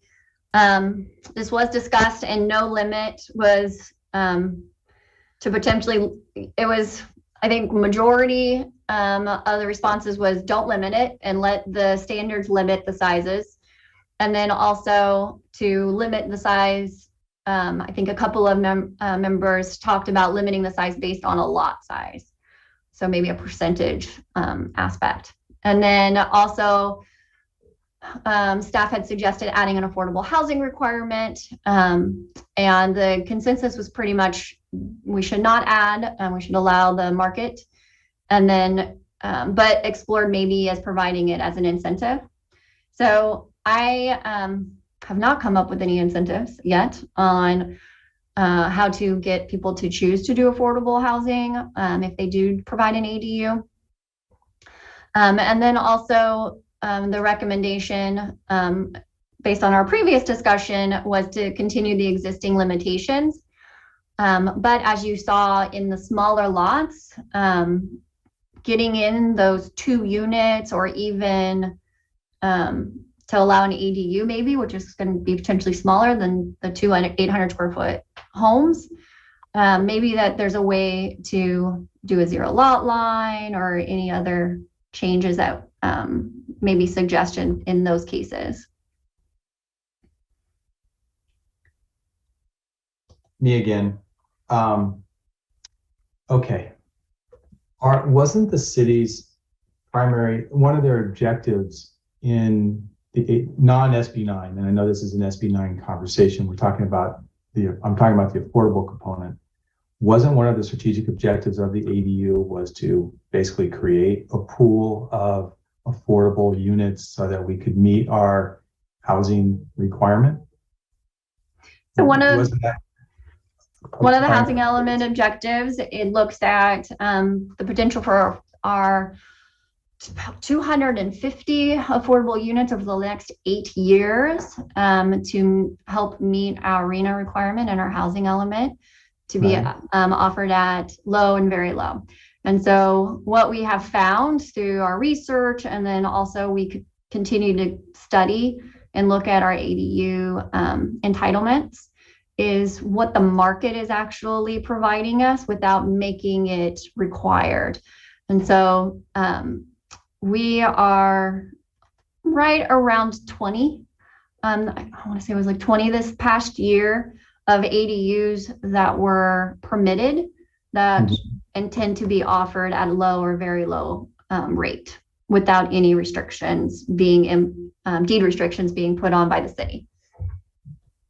So they could be affordable for 1 year or 6 months that would qualify under the obligation with the state. And in month 7, it could roll to market with no restrictions. So there are no restrictions. It's just what they tell us that they intend to offer it at through a survey. And that's permitted under the state requirements. So we report that every year to the state. So the idea is that it's affordable based on its size. What about waiving to increase the incentives for affordable housing? How about waiving all permit fees and waiving property taxes on the ADU? We can't do property taxes, but the fees are already waived for all ADUs. Can you waive the city's portion of the property tax that it receives and the rest goes to the state and the schools? Pro rata? It would be such a small number. But I mean, that's something that we could talk to the county. I don't know how we could do that. We were looking at trying to incentivize people to construct them and offer them at an affordable in the past. All Kevin? right. Oh, sorry. No. Sorry. I was just going to point out now when we went through the housing element, we were looking at what portion of our ADUs counted towards RENA, towards our RENA numbers, and they were skewing really high, like 40% were falling into the affordable. We were getting credit for 40% of them from towards our RENA numbers. I may be wrong. But I think that was my recollection. It was like, wow. we can. Based on our surveys that we've done in the past, that was what we were learning about them. And so it's just a matter of continuing to monitor, which is actually required as part of the housing element of what's occurring in the market. Is that 40%? Are they deed restricted units, or these were just market rate? Unrestricted units that because of their size are rented at a certain rate that qualifies for RENA? They are rented at a certain rate, yes. Yeah, good. Okay. So organic, for me, I see it as one of our big ways forward with helping with our affordable housing crisis. But right, you just get a unit gets small enough and it's hard to rent for decent money. Right. I agree with that. I think that's a good approach. I mean, clearly, if we can build this pool of affordable ADUs, then it puts less pressure on some of the by right obligations and some of the issues that we're facing on the conversations that we're having on larger projects that are going to become before the commission. So, we can fill our pool of ADUs, waive a sewer fee, waive the water hookup fee. There's a lot of fees that go into building permits that would make it more an incentive to do it. And hear from Susan. Yeah, I'm in favor of the ADUs for the affordable housing. I think that almost always they wind up being smaller and many times even carved out of existing square footage. And so I think it's a great way for us to go, and the infrastructure is already in place. And if they do carve the square footage out of the existing building, I'm not sure if there's a way we could incentivize that, but for us, it's best because there's no additional hard cover. We already have the foot on the ground. So I see it as a total win. Because I know there was concern. Now we allow with an urban lot split 2 residences and 4 ADUs. We can turn one lot into 8 or 8 primary residences. I know that some of our neighboring cities did not go as far. The SB9 says we have to do the split and allow the 2 duplexes, but we don't. A lot of them are giving just 1 ADU per duplex, and how that gets doled out, I don't really know. But it is something we could do if we wanted to tamp down the density on this. But we have the conflicting thing, which is we've discovered that if we do build tiny little ADUs, they tend to be affordable and it'll help meet our housing needs. So that was the main reason I supported this, even though I was very conflicted. If we could have kept it down to 1 to 6, that would have been better. Everyone's hand went up. I didn't see who went first. We could almost unmute if people want to just. I have Chris on top. Okay. So I just have some concerns about incentives that reduce or eliminate fees when we're going to be adding density and going to be adding more households that would require the services. So let's say it's like the sewer fee or something like that. So we incentivize and don't require the sewer fee, but now we have a whole additional house and households that are using the sewers, and the city doesn't then get the benefit of the fees. So I think from an economic standpoint for the city, some of that could be difficult. Agreed. I was just saying more of the upfront fee. The hookup fee tends to when you have to go get your building permit, you have to pay the school fees, and there's a lot of different fees up front. Not that they would get a waiver on the sewer fee for month number 1 or month number 2. They still have to pay their water bill and things like that, but we just more incentive up front. I understand. I just think there need to be maybe some kind of cost analysis for that. Be curious if there was a list of what those fees are, because I agree with your comment there, Chris, that I think there are some types of fees.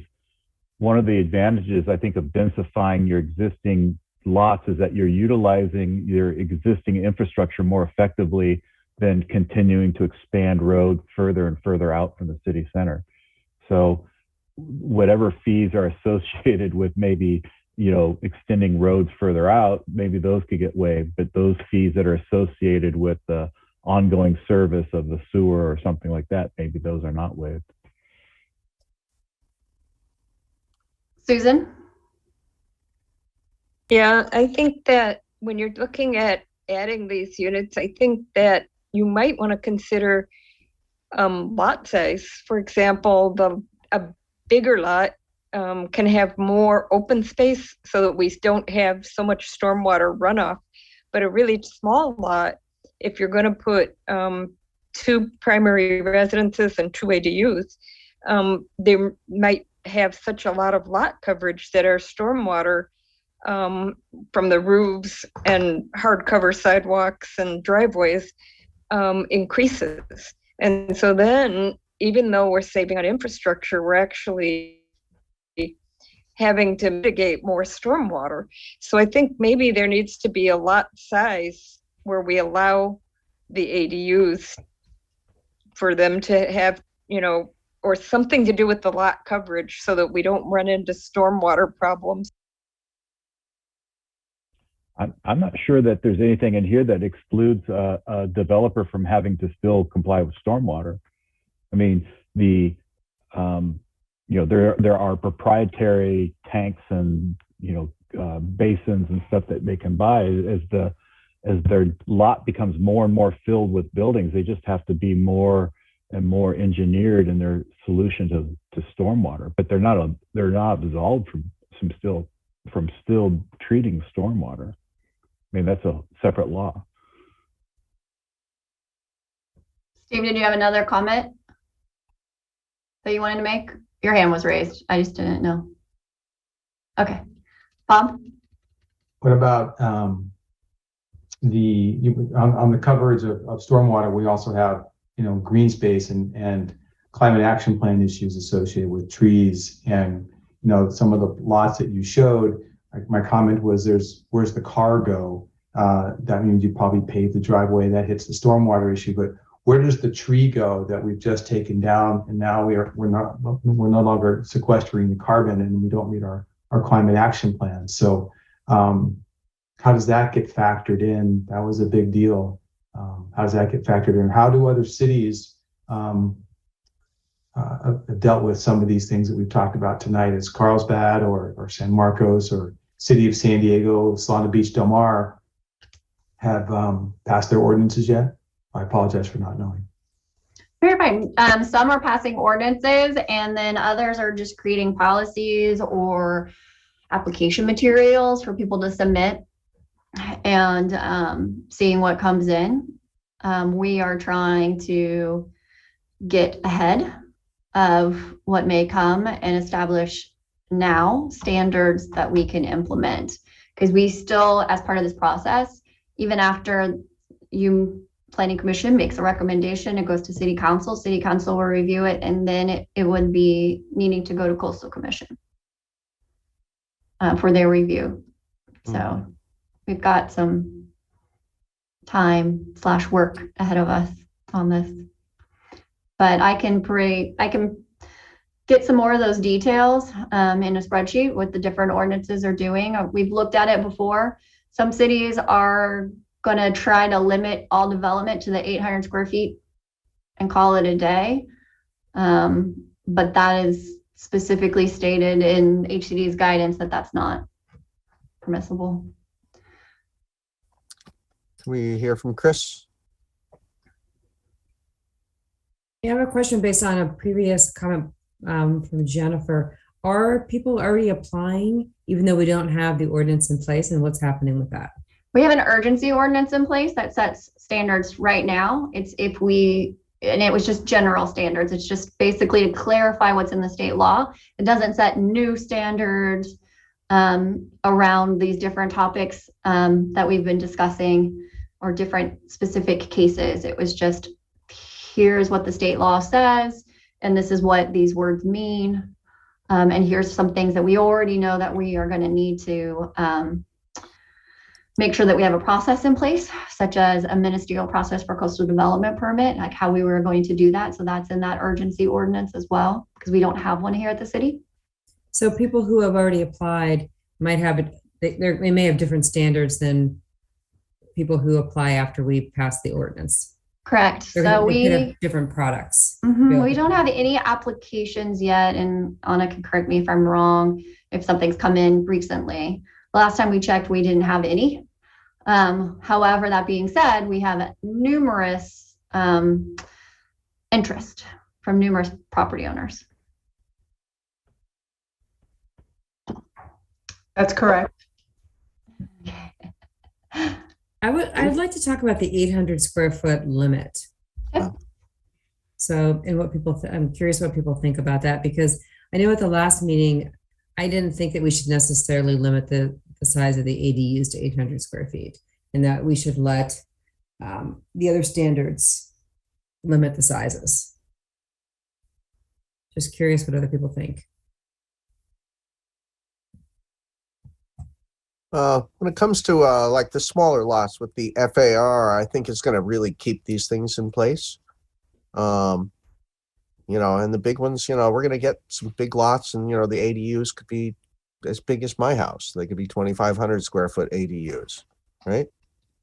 1,200. 1,200? Oh, okay. Well, biggest they can get. That's all I have. Steve, what do you got?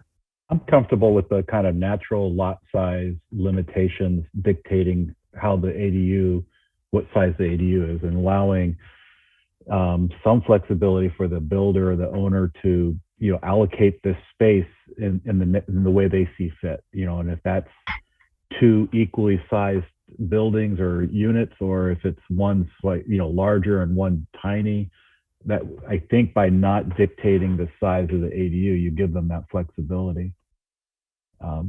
I'd like to add to that question. There was some discussion about whether an ADU is allowed on the urban lot split. And I guess my question is, does it really matter to us if there's a lot split or not a lot split? It seems to be we're trying to favor, by excluding ADUs from the urban lot split, we're trying to encourage people to keep their lot sizes big, and we're going to let them put 8 units on it. Would it matter to us if they split it in 2 and then put 4 each?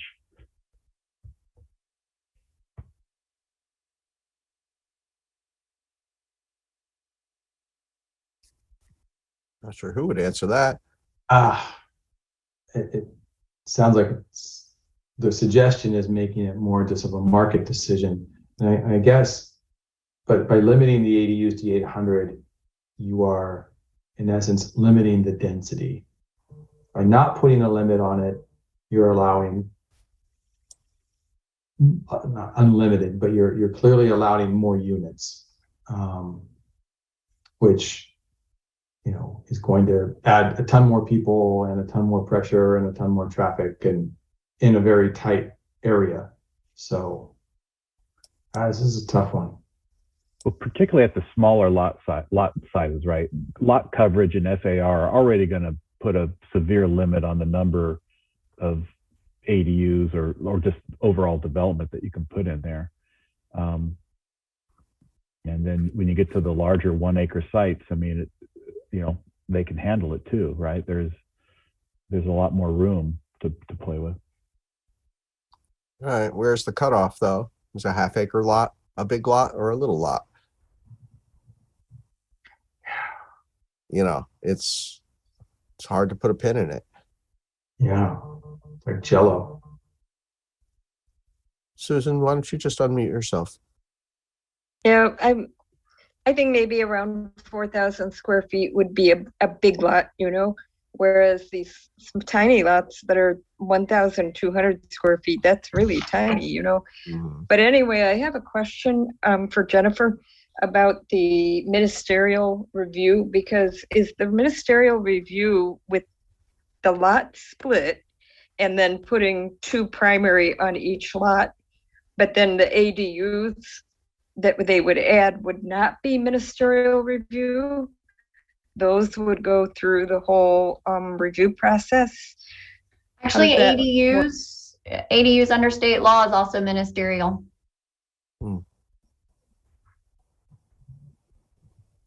So we're trying to refine what a ministerial process for a coastal development permit is. as well as ministerial for a design review, because 2 units or more triggers design review in the city. So what does that ministerial process look like? As well for urban lot split requires a map to be approved. So that also would need to be ministerial. So we need to clarify what those processes are more in this next round as well. So you'll see recommendations on that as well. Jennifer, and that subject, if you have an R11 site that already allows for duplex, but would require it does not? RS11 only, not R11. No, but okay, but why is the R11 site excluded? Because it allows duplexes already. Right. So Okay. if you have an R11 site and want to build a duplex, do you have to go through a coastal development permit with a discretionary review? But if you own an RS11 site, you can build the same duplex ministerially. And shouldn't we offer the same ministerial approval to the R11 sites, which are essentially identical lot sizes? That would be something that would need to be initiated. You can make a recommendation to city council that they initiate a zoning amendment to that effect if planning commission so chooses as we go through this process. Okay. There may be other aspects of our ordinance, maybe not associated with SB 9 itself, that are identified for recommendations from planning commission to city council to initiate. Okay. And if there's a conservation easement on a property, over a small portion of that property, does that exclude the entire property from this? Yeah, it does. We did talk to legal counsel because we have a couple of people that have come in with conservation easements. Yeah. And if a tenant, if there is a tenant for the last 3 years on a property, that would exclude that property from qualifying for SB 9. No, they can't demolish or alter the unit. Right. Is there a provision that would allow you to relocate that tenant? If you had another option, said, hey, I'll find you another rental or like that, would you be able to relocate them and then modify their unit? You have to look back at the code and what it says, and if it references other state laws around replacement units and things like that, because we do have replacement laws too. So if you were to remove a tenant, they were low income, then that unit is now deed restricted to low income. Mm-hmm.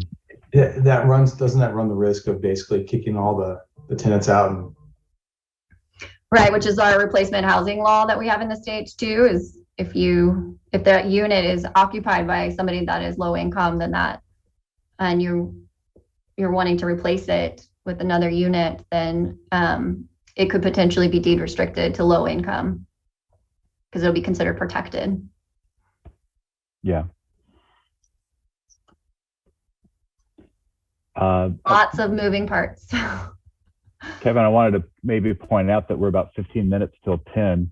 Do we want to try to give Jennifer, you're wanting some direction from us or is it just for a discussion purposes tonight? So I've got a few more slides I can go through in the next 15 minutes. I can, with the next staff report, put the images we created. There's a couple more that I was thinking about creating to provide to you, and you can look at. I can also add some more of the data. We do have a meeting on, Anna, correct me, is it the 29th? June 29th, yes. So there's a meeting on June 29th, and we can just continue it to that meeting, and we can continue this discussion. And then that way in August, I can bring you the ordinance. I think that's probably going to be the way forward. After this, we also have the bylaws discussion, but I'm going to propose let's plow through this. I'm going to pause briefly because I've noticed the staff report turned into everything, and I never got to the point where I would ask for about public testimony, and I see our one lone speaker out there with a hand up, and it's someone we know. It looks like Bruce Ehlers is here. Bruce, are you here? Would you like to make a public comment on this item? Is he around, or did he like nod off? I think Kira needs to let him into the meeting. Yeah. Oh, there he is.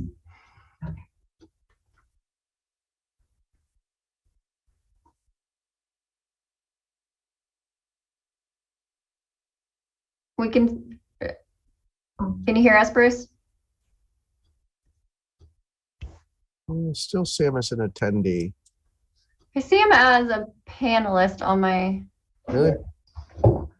There he is. No audio though. Oh. We can see him. Hey Bruce, you don't have audio. Bruce. Nope, still no audio. We don't know ASL or lip reading. There we go. How about now? Better. Yes. Excellent. All right. There we go. Can you hear me now?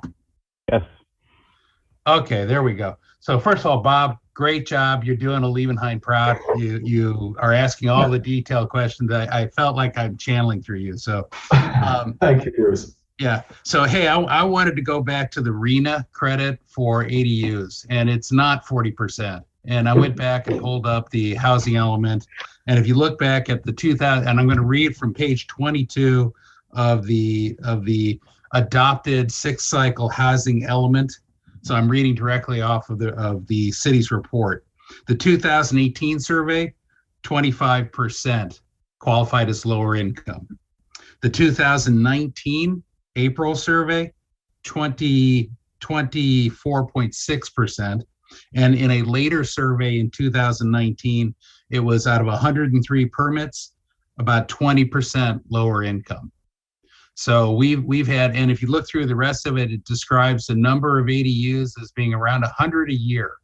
So in an 8-year housing cycle, and we think it's up a little bit from that, in an 8-year housing cycle, our housing element, our adopted housing element, assumes that we're going to build about 1,000 ADUs, and it assumes 25% of those, or only 250, are going to be affordable to lower income.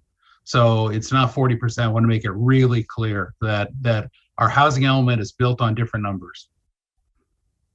And other than that, I would say that I just was scared by the RR1 example. Oh my goodness, that is crazy. I would look for limiting the number of units, the number of ADU or JADU units. I think we might want to consider not allowing both an ADU and JADU on each of these. And I would personally go for limiting it to 1 per if we could. Last item, Jennifer, is a question I would have, and I hope one of you would have too, is in the case of the duplexes, can they convey separately? And if so, how is that done? Is through a condo? Are we allowing them to convey separately on either a single lot or a urban split lot? And if so, what's the mechanism? Is it condo ownership? And that's all I had. Thanks, Bruce. That last question was a good one. I was going to ask the same. Oh, good. So I can answer it. So on the 2-unit development, and individual, so just 2-unit, not an urban lot split, they should, I want to say that they have to, or we have to allow them to develop under the building code to be able to convey separately. If they do choose to convey separately, then yes, they would then go for a condo on that site. So that is possible. Under the urban lot split, same idea. You could, on that one lot, maybe convey those separately as well. Jennifer, if I can provide, maybe you can correct me if I'm wrong, but those processes to condo would not be under this SB9. It's a standard discretionary process that we go through. Correct. So that would be a discretionary action, not ministerial. The lot split itself is ministerial. Does that mean you say you can deny the condo after they've split the lot? When you say it's discretionary, you got to You come have to back. make the findings, but yes.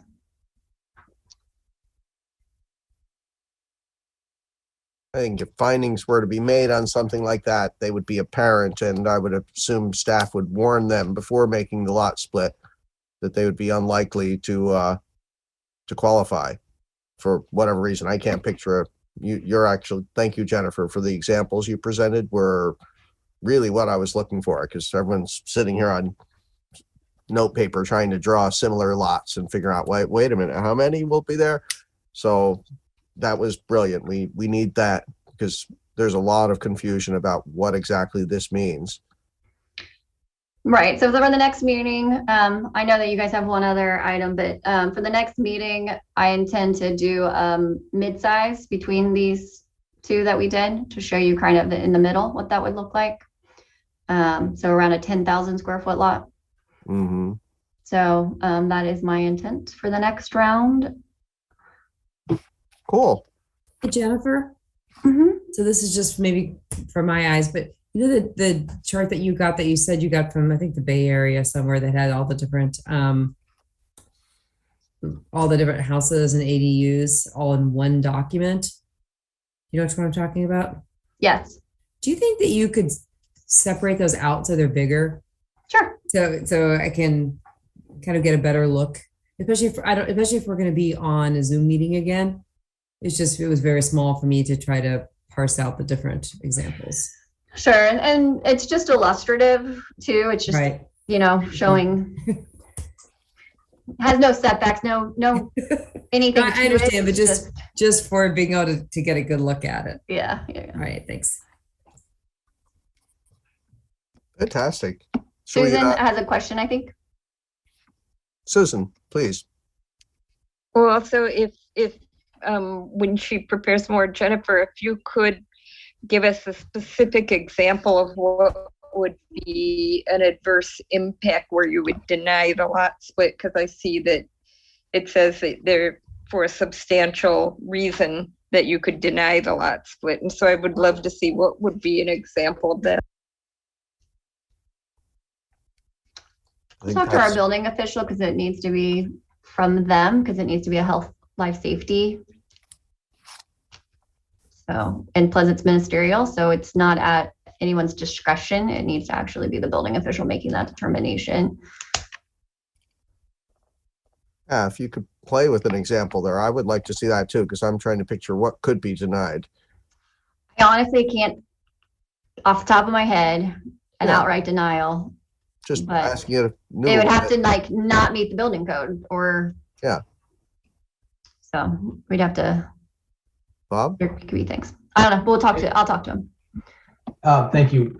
Last question from me is you mentioned that you use the GIS system in the city to pull all the different zones and all the different lots. Could you put a table together that says on each of the existing codes how many units, how many lots are RS1, how many lots are RS2 or RR2, and then go down through the different codes. So we would say, okay, so we have an Excel file that says if everything were to be maxed out, this could possibly be what we're dealing with at the end of the day. So I don't know how many, I wrote all the different codes down, I apologize. How many R3 lots there are in the city, how many R5 lots there are in the city. There was some referencing to exceptions of certain lots that can't be split. So just a little table in Excel file that just basically says there are 753 R3 lots in the city. There are 812 R5 lots in the city. So we can get an idea of, if you multiply it all out, how many units we're talking about. Thank you. So again, when I did the original pull for the parcels, I did not exclude any potential habitat areas or wetlands or floodways or anything that would be excluded. Wetlands and floodways. Wetlands are, floodways are not, depending. But so I I will look, but I would caution even the use of those numbers because of. And guys, Yeah, I'm caveat it. gonna jump in with a point of order here. Sorry, We are thanks, 3 minutes before 10 o'clock.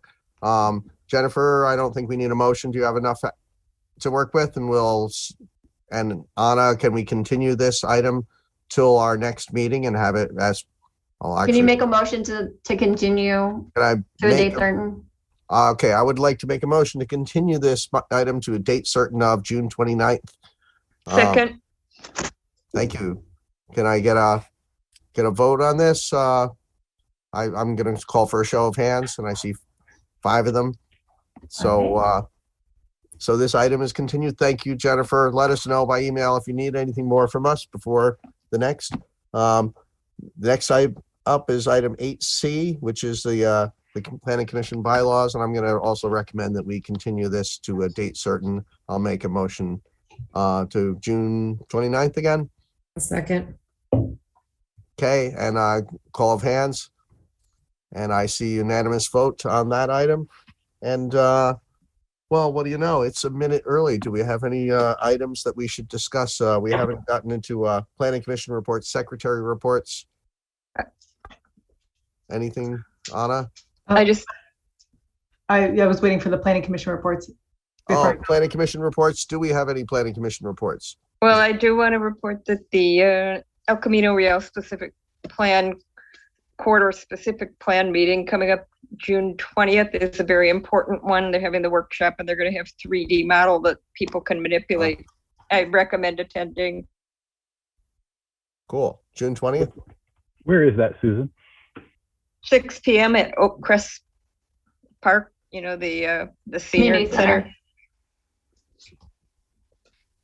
And I attended the as the planning commissioner on that committee, and so far there's a lot of discussion, and Bruce Ehlers was also present, and we talked about how it would have to be, the zoning would be changed. It would require a vote with Prop A.